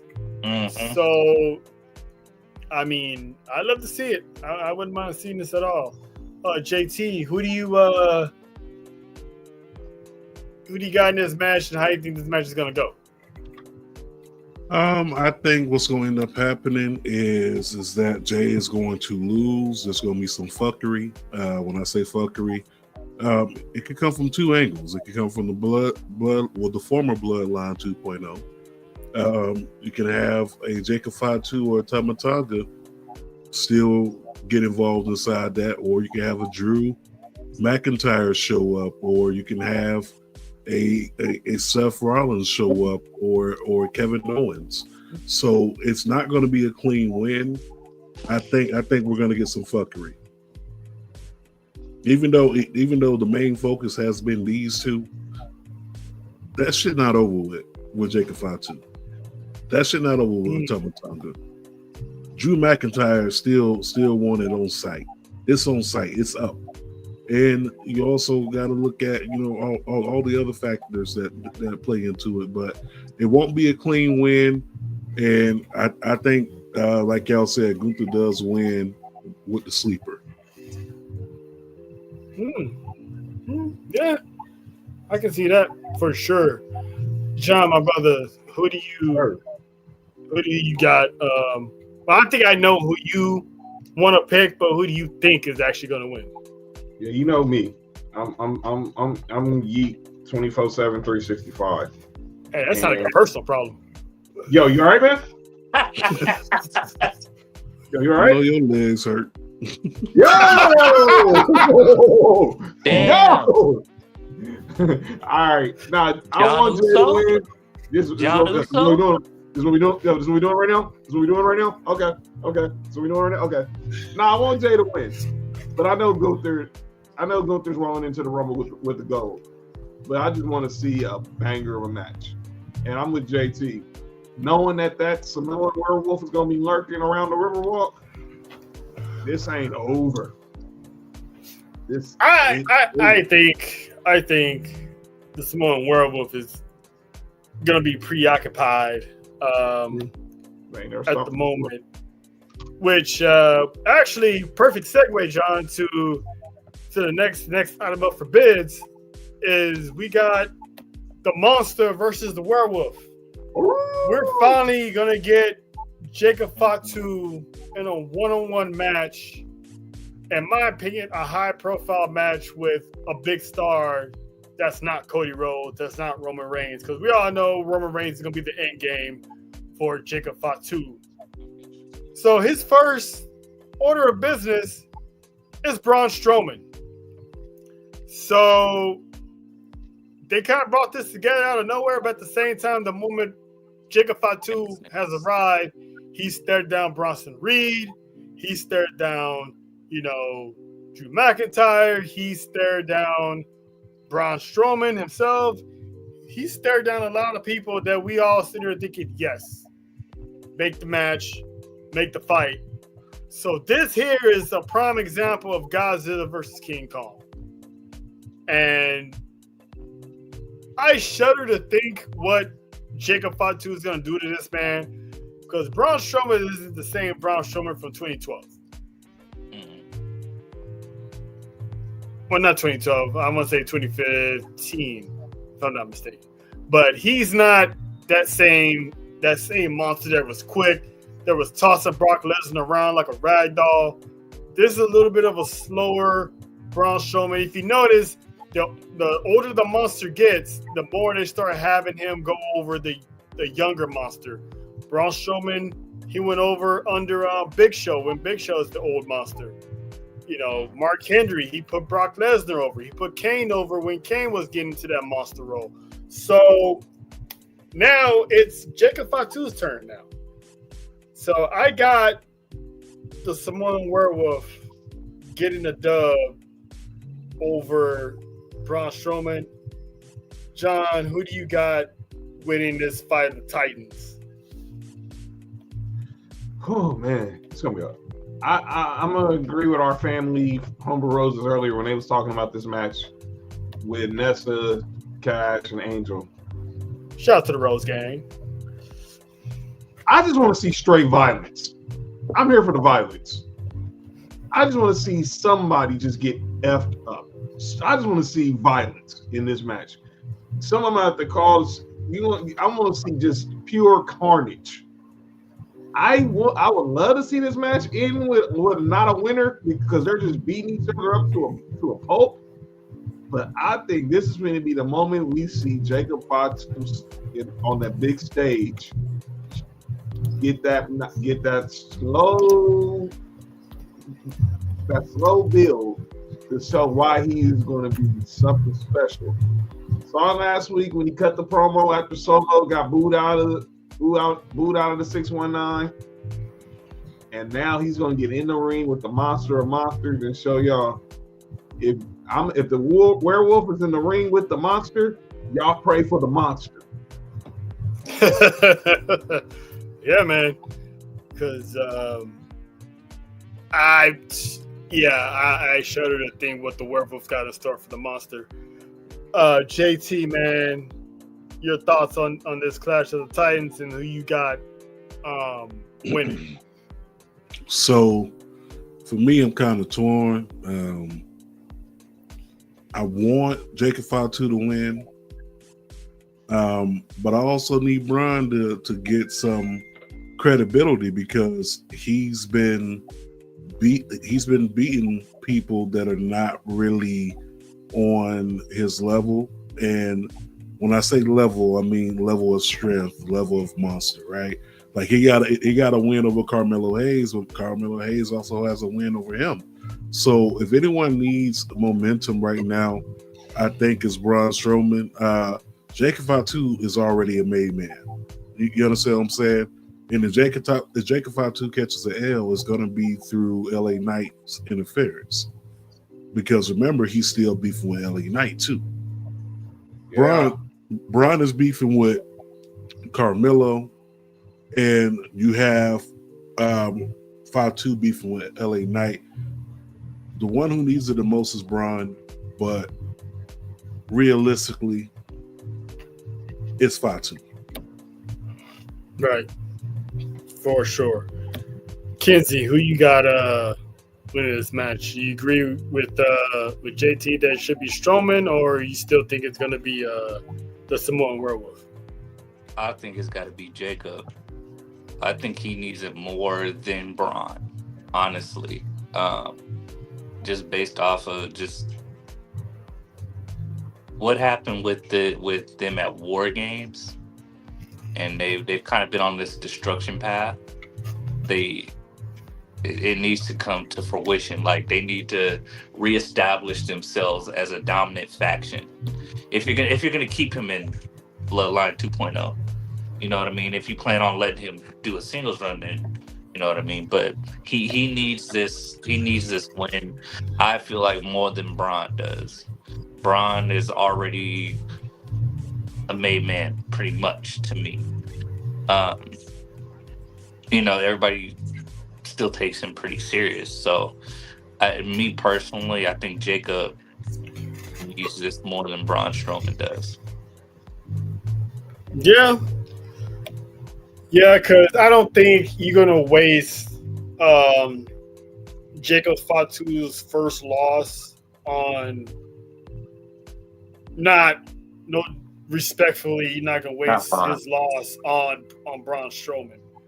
I believe if you're going to have this man lose, it got to be Roman Reigns. Like, I agree. If you're gonna not bury him, but if you're gonna have him suffer his first loss, let it be against the tribal chief.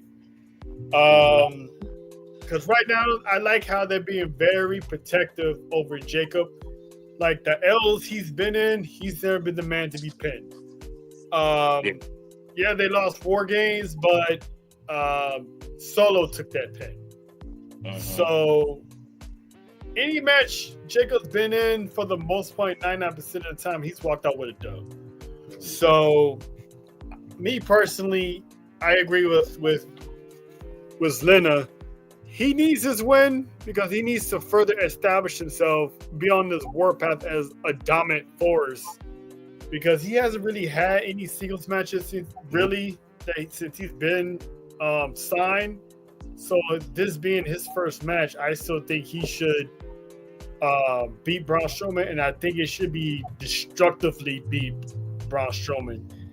And if LA Knight wants to come out, LA Knight can come out after the match, and Jacob can probably put some hands on him real quick, and they can carry that on to SmackDown and into the Royal Rumble, where that's another scary thought that a werewolf is going to be loose in the Royal Rumble, because I'm pretty sure he's going to be in it. So, and if he's in it, there's a long list of people he can stand face to face with over Femi. Maybe Braun Strowman again. Maybe Brock Lesnar shows up. Maybe we get that encounter with him and Roman Reigns. Maybe Randy Orton comes back. You know, Randy Orton has unfinished business. Always gonna have unfinished business with the bloodline. So it's that man is a walking main event. And the fact, based on what we saw on SmackDown, I'm wondering how long is the Bloodline 2.0 going to last? Because you saw how he was staring at Solo when Solo left. Mm-hmm. Like, he just looked at him, no face at all. He says, so that's what we're doing now, huh? No, I have a question. Yeah. I'm with you, Madrina. I have a question. So, what if this does happen? I don't think it should or will happen, but what if Jacob wins the Rumble and he does a la what Cody did with The Rock and give up his spot and gives his championship match to Solo? And then they start at, I guess that can start their beef. What if that happens? All right, so let's put on the make-believe booking here. Fancy booking, yeah. I can see where that's going, but you saw how Jacob gave Solo that look when he had to give up his tag team championship to Botch, Tonga Botch. He got that look like, you serious right now? Mm-hmm. All right, fuck it. You know, I take one for the team, but you know, here you go. Mm-hmm. You know, I did all the damage while, you know, you walk around with a title that you never even beat anybody with. I think if he went fantasy booking wise, if just say Jacob Fatu wins the Royal Rumble and Solo's gonna be like, I want your spot, he's gonna look at Solo like he's stupid. Like, nigga, you serious? Yeah. Like, nah, fam. You have to see me. You have to see me in the parking lot for this opportunity. Because remember, Jacob Fatu can cut promos, and the fact that they letting this man loose on a microphone, that's trouble for everybody else in that roster. Facts. Because the fact he put out a warning that said, "I'm just getting started." Do not let this man go solo. No pun intended.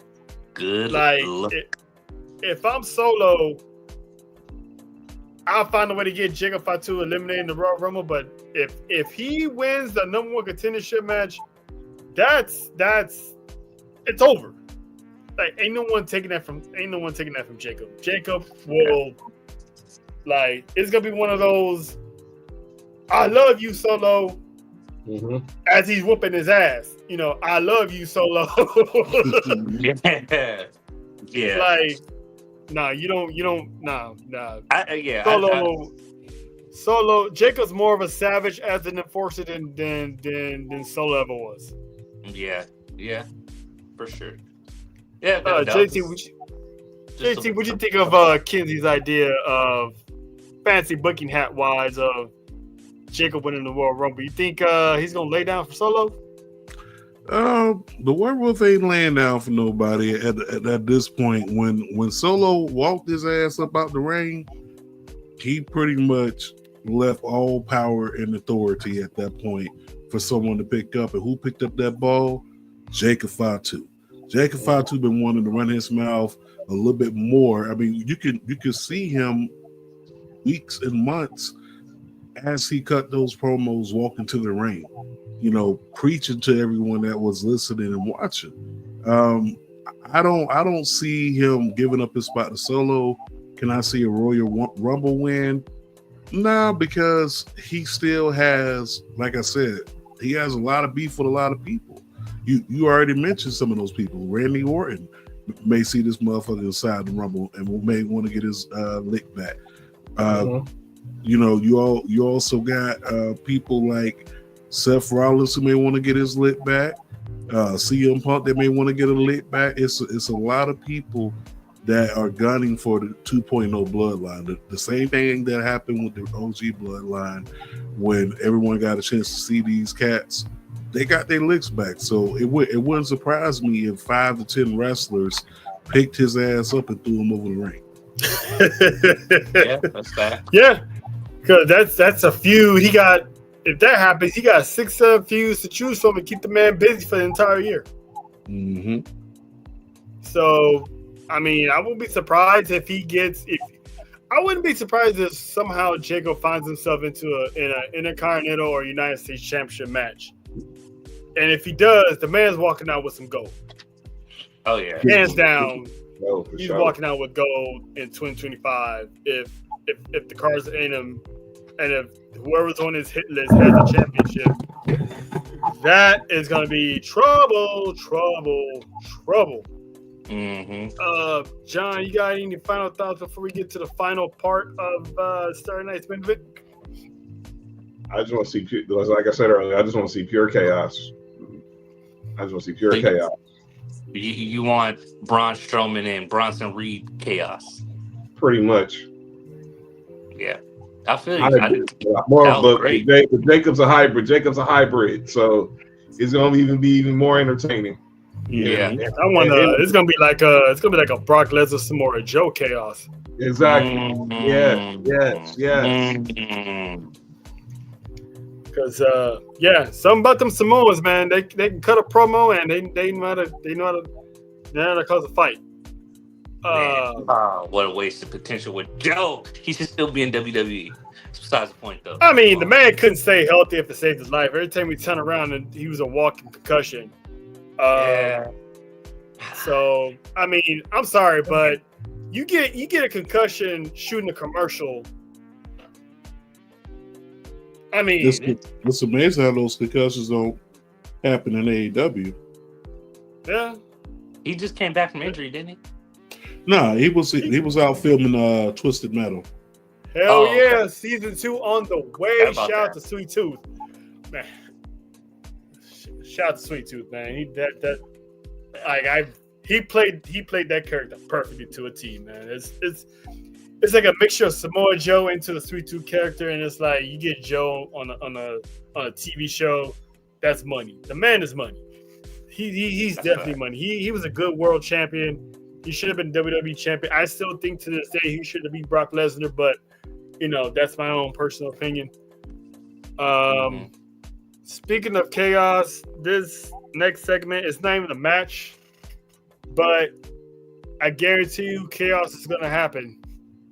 And that is Kevin Owens and Cody Rhodes is gonna have that contract signing for their ladder match, and who better to preside over this contract signing for a ladder match than the man himself, who pretty much put ladder matches on the map with his best friend Scott Hall, RIP.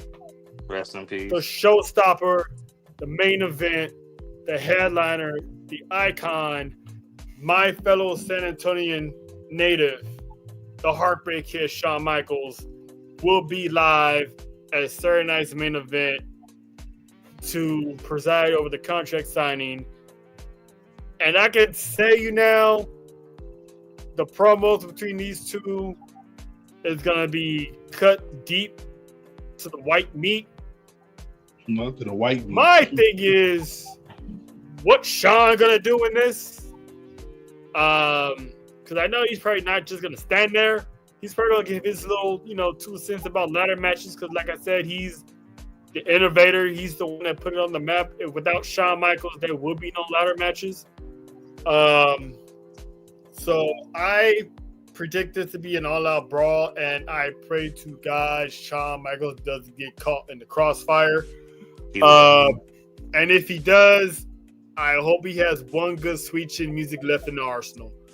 Because someone's gonna, I'm pretty sure it might be KO, but someone's gonna get some Sweet Chin music before everyone leaves San Antonio. John, what are your thoughts on this contract signing, and are you just excited for it as I am? Oh, heck yeah. Getting Shawn Michaels in San Antonio, double win. And then, obviously, you talked about it. He's the godfather of the ladder match, RP Razor. And if there's not anyone who these dudes outside of Triple H, who these dudes don't respect and listen to, it's Shawn Michaels. What was Cody saying at his Royal Rumble when he won the Royal Rumble last year? Well, his press conference, he said he knows it's difficult to be a Cody Rhodes fan because he grew up a Shawn Michaels fan. So if there's anybody, this is like going to be obviously outside of Dusty being there to basically moderate this, you couldn't have found a better person for Cody. And if it wasn't Brett for KO, it's Shawn. He's seen both of these dudes at their highest, at their lowest, and at their best. And he's the right person to moderate this. And please protect Shawn Michaels at all times. He got business to take care of on Tuesday nights. A lot of business on Tuesday nights. So let's make sure that Mr. WrestleMania makes it to his hometown safe, but he got to get back to the piece. Well, he got to get to Atlanta on Tuesday night. So not a business in Atlanta. Shout out to the Lemon Peppers. Shout out to Magic City because I'm pretty sure Shawn's going to be there looking for talent. Hey,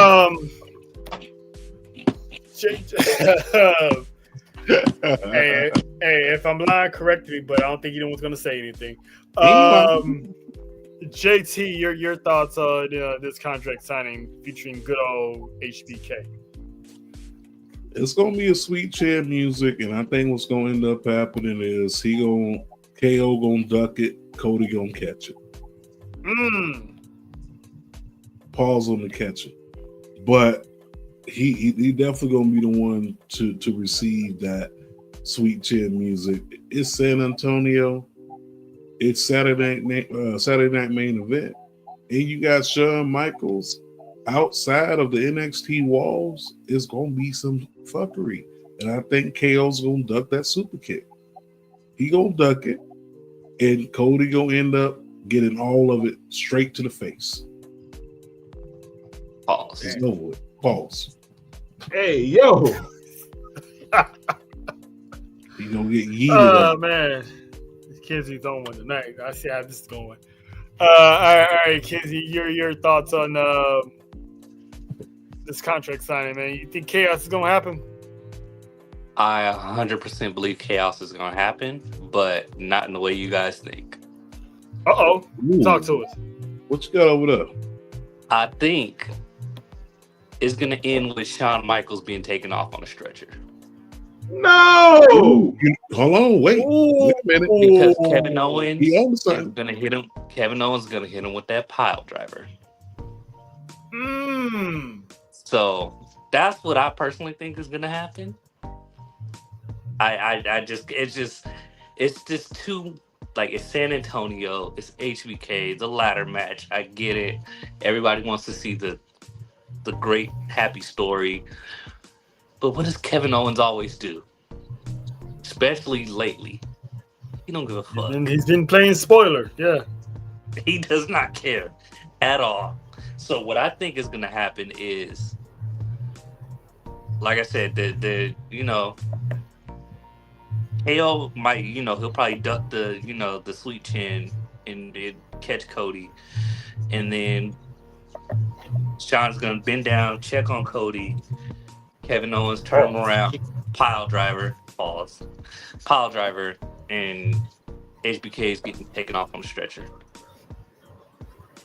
Yikes. I didn't think of that. I did not think of that. I can see him giving giving Cody a stunner, and Sean just looking at Cody, and that's like you pan that camera over, and KO is staring a hole in the Shawn Michaels.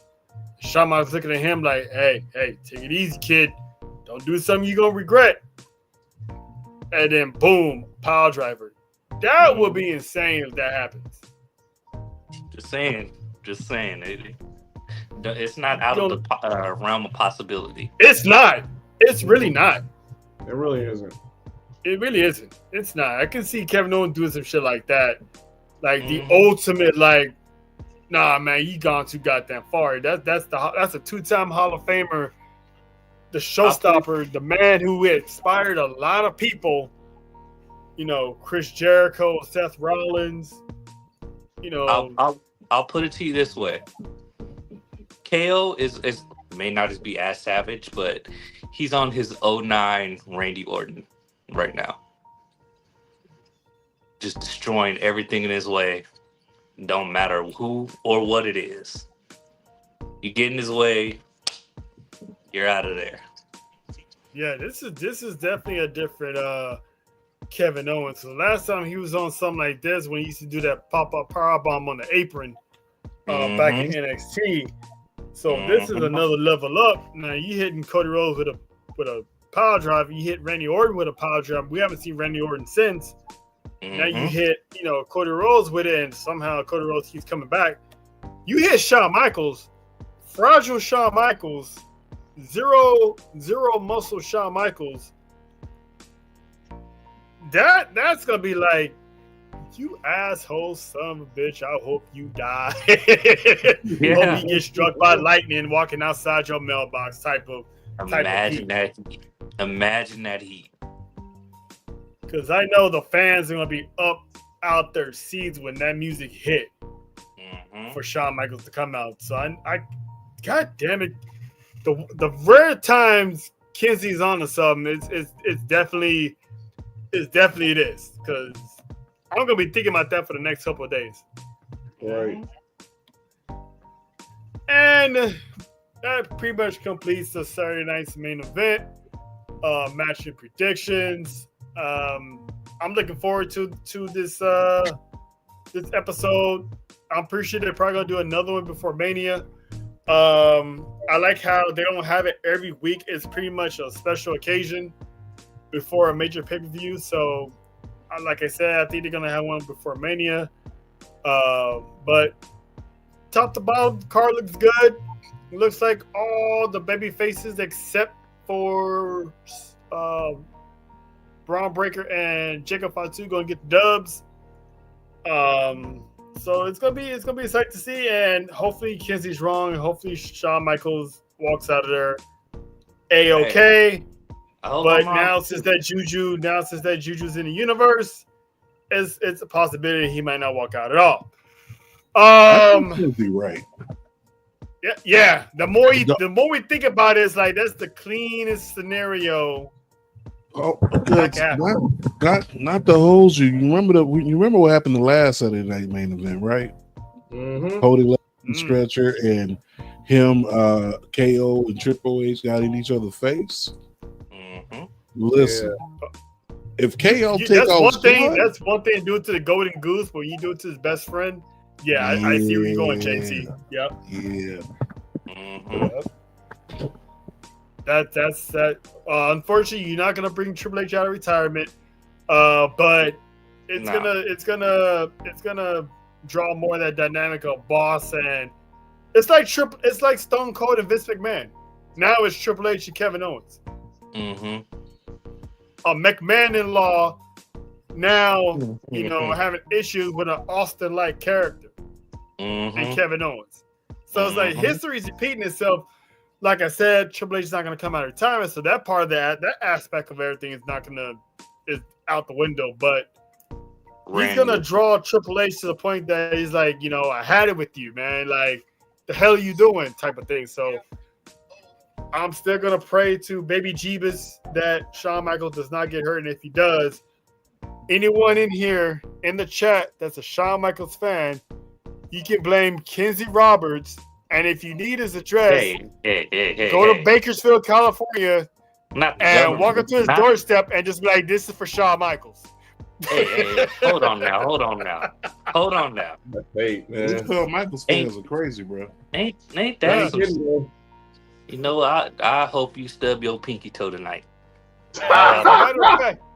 As a matter of fact, That's the ultimate hate. we all gonna be in Vegas. So if you see a Kyler Murray person out and about, Look, and you listen. realize it's not Kyler Murray, it's gonna be Kenzie. Everyone gives your best sweet shit music to the man because he put that juju in the air for Shawn Michaels to get hurt. I got bodyguards. All right, ain't nobody. See, this is the money maker. Ain't nobody. Nah, I got bodyguards. All right. Y'all funny, man. Y'all funny. Whatever you say, we in Vegas, so money talks. Yeah. Damn, you got me on that one. Damn, you got me on that one. Hey, look, I got y'all too. All right, I'll pay y'all to be my bodyguards for the night. How about that? For the weekend. You talking about me? Trill and John Uso over there. That's what we doing right now? Okay. So I was about to say, I'm gonna be booed up the whole. My bad, JT Jack. My bad. My guy JC said, "You on your own, fam." I got plans, bro. I'm gonna have my own Rumble match. You know what I'm saying? You on your own. Oh, that's funny. I'm trying to get my side drop. I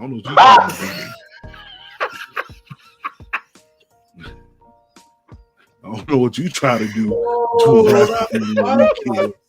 He said he want his own annihilation. He wants to be his own annihilator. Oh, that's funny.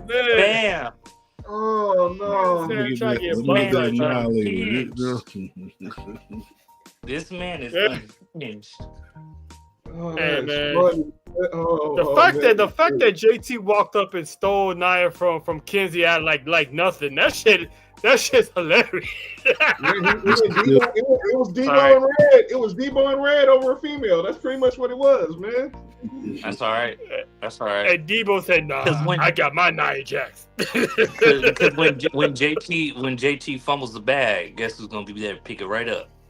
Your boy. Listen, I play defense. Ain't no fumbling. I make people fumble. Yeah, we're gonna see about that one. We gonna see about that one. Great. Oh man. Oh, y'all funny, man. Yeah, this is hilarious. I never seen two dudes fight for Nia Jax in my life, but this is funny. This is must-see TV. Shout out to Bella. Bella in the building. Brick City. Hey, Bella, what's up? Now, before we get up out of here, it's that time again. We adopted this from the actual Sports For You channel. John, would you take it away, sir?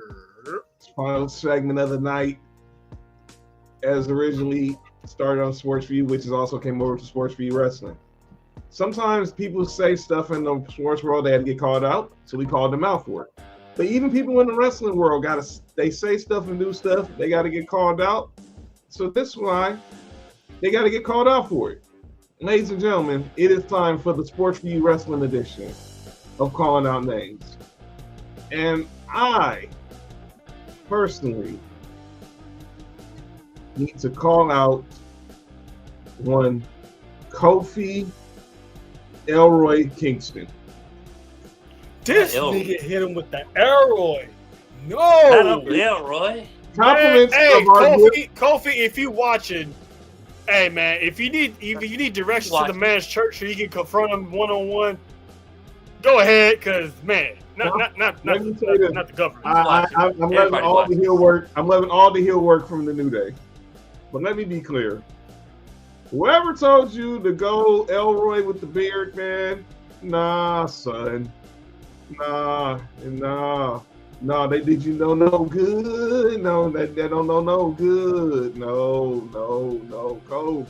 Cole.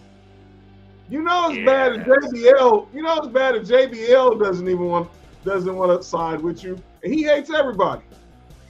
I mean, come on, man.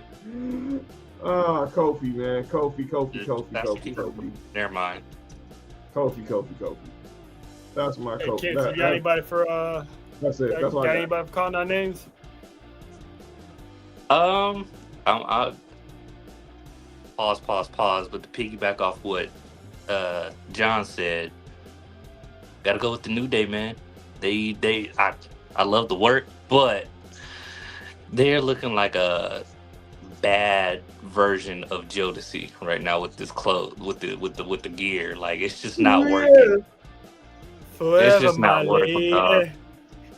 It's just not working. I'm like, yeah, y'all gotta go back to the drawing board on that one, and they gotta come out with some new popping music because it's the whole New Day.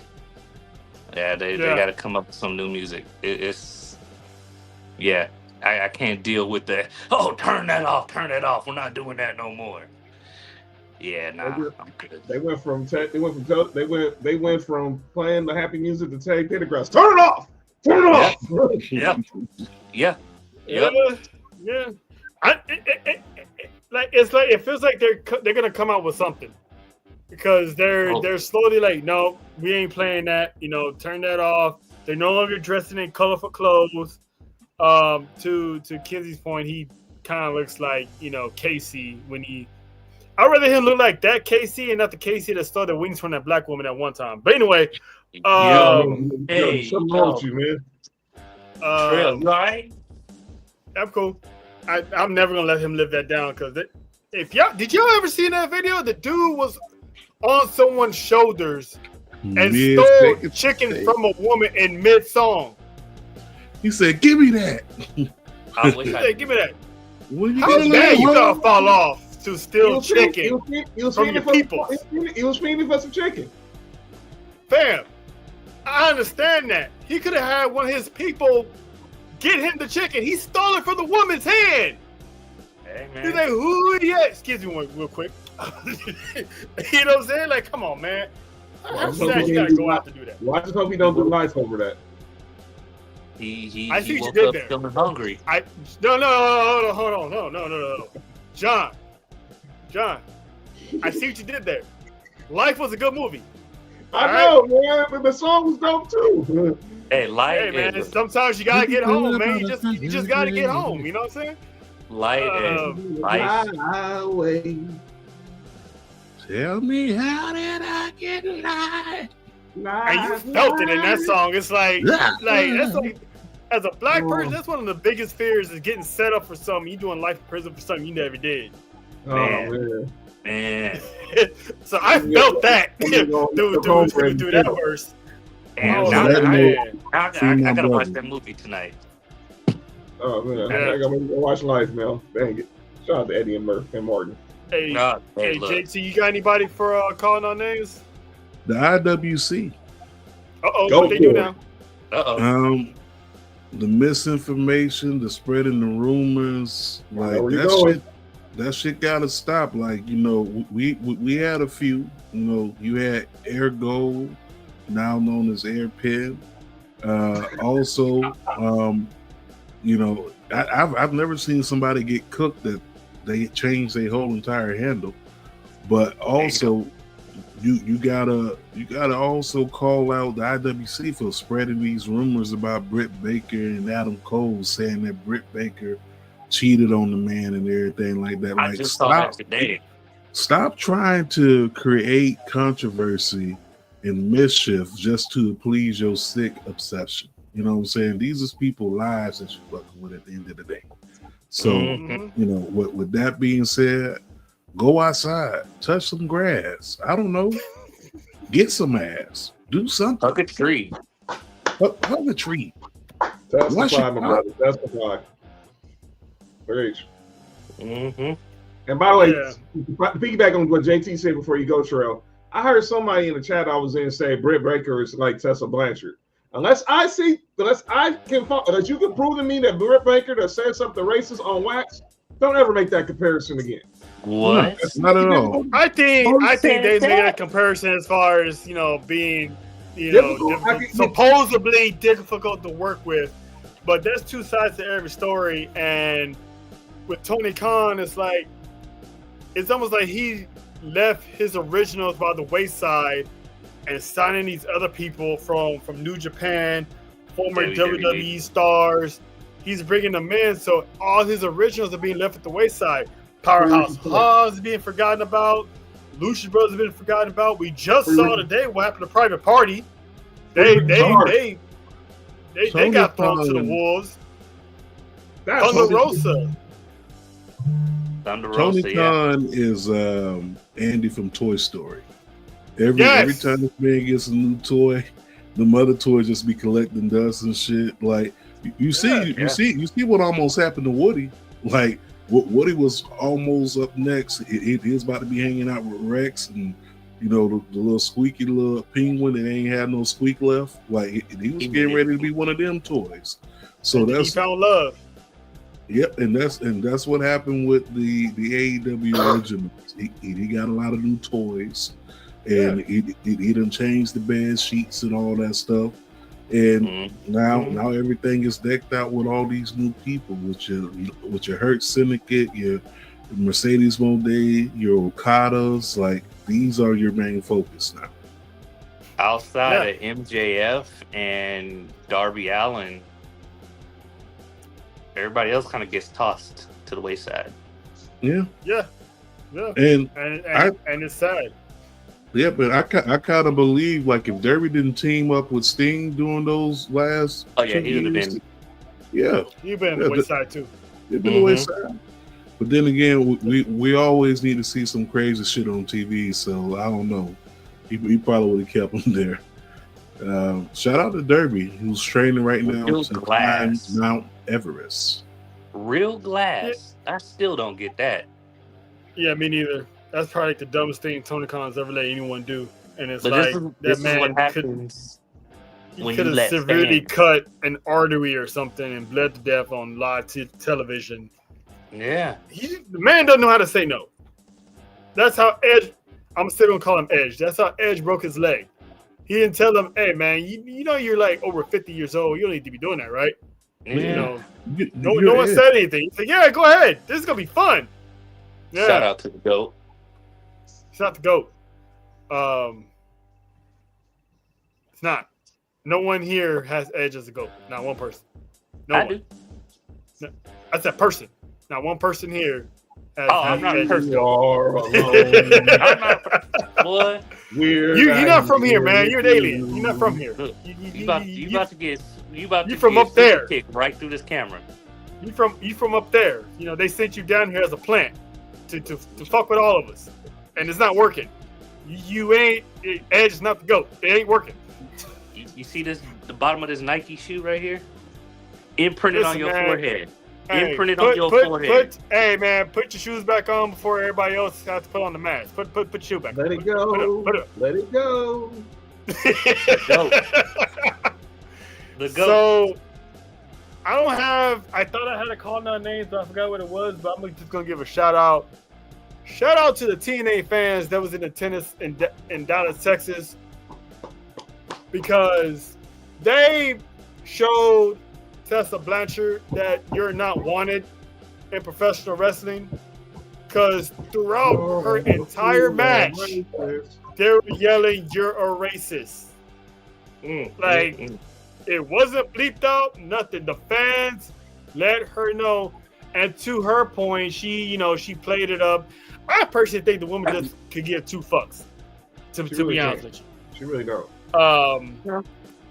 Like, and it's cool, but no one's rocking with her, and it sucks because at some point with this TNA WWE merger, at some point Tessa Blanchard's gonna walk through Full Sail. Mm-hmm.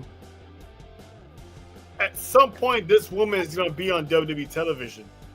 About to And light her I up. know Triple H and them, they know the risk involved. So when they pull her up, when she pulls up, of course she's gonna be a heel. And man, I will put on my fancy booking hat. If she pulls up to NXT, please have her go one-on-one with Jada Parker. Please. Please. Kalani Jordan. Please. Lash Legend. Please. Talk to him. You know, put her against one of them. Please. Oh, boy. Yeah. Oh my God.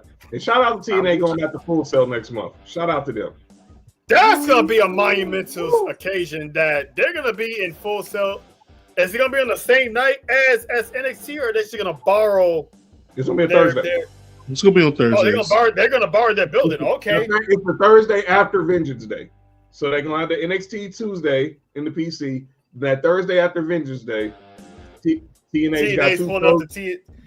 So everyone that's in NXT, they're gonna be at home, and they're just gonna walk up there like, "Hey, what y'all guys doing here?"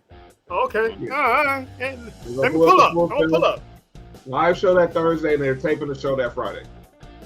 Yeah, I saw that. Yeah, for the next week's show. So yeah, Yeah. I'm definitely gonna be paying attention to that live TNA, because keep in mind, y'all, this is the first time TNA is going live in years.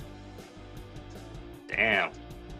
Can't wait till tomorrow night. I'm gonna be glued. I'm gonna check it out. Can't wait. For Yeah, actually I'm in gonna the have to Rascals. check that out. For actually in the Rascals, let's go. I'm gonna have to Oh, check definitely. What's up, KO? Definitely. What up, KO? Please Give get Cody's me. belt back. Give And Cody. John knows I've been saying this to the mountain, to the cows come home. I want to see Moose cross that line. Please. It's gonna happen.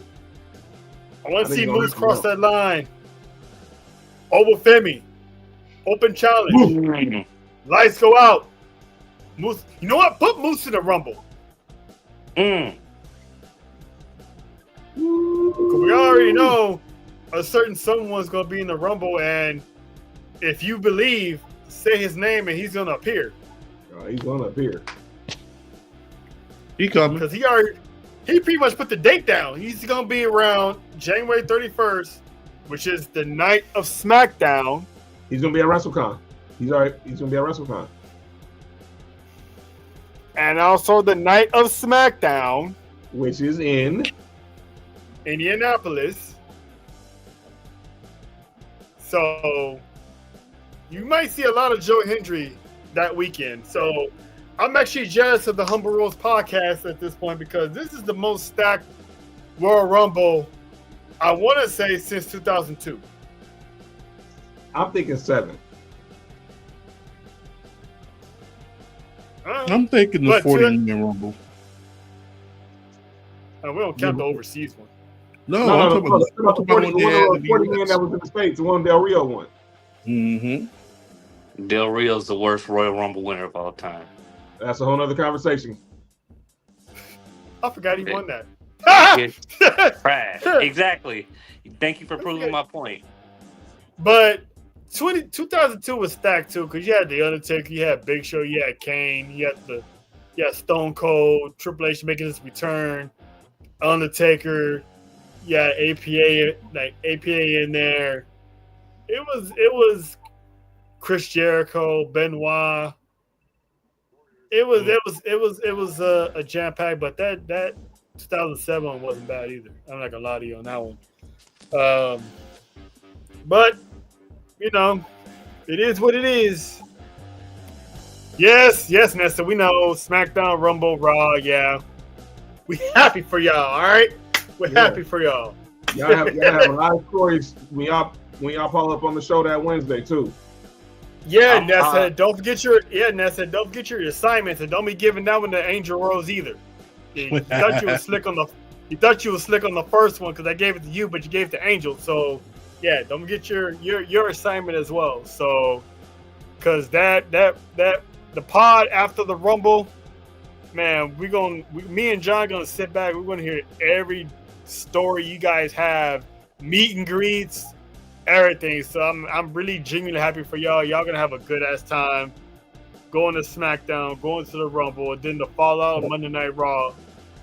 Hey man, I'm I'll hoping be to get at that Raw. trifecta in Vegas. Whoa, JT, what? He said I ain't gonna be in the Raw. No. I said I'm gonna be at Raw.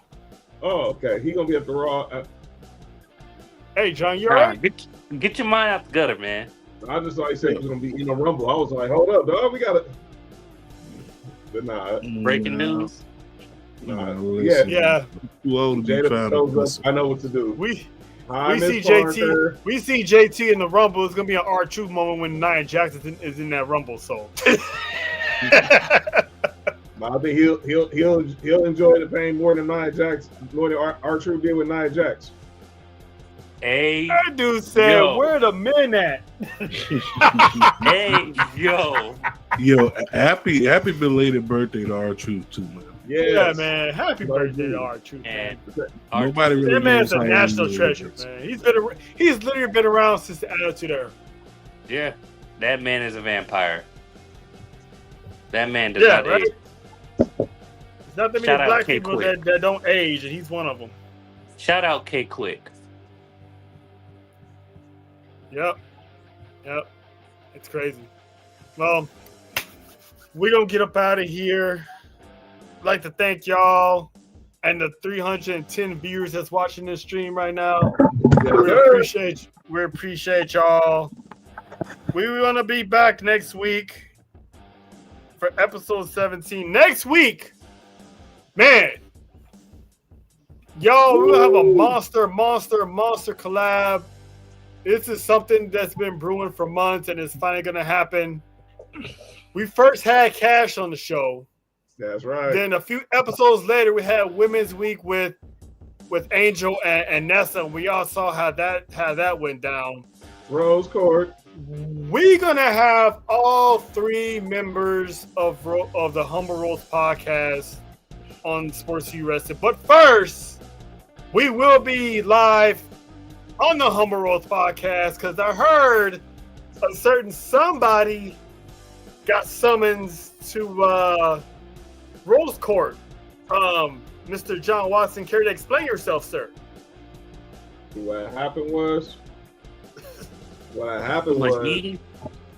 Yo, Kinsey, what's wrong with you?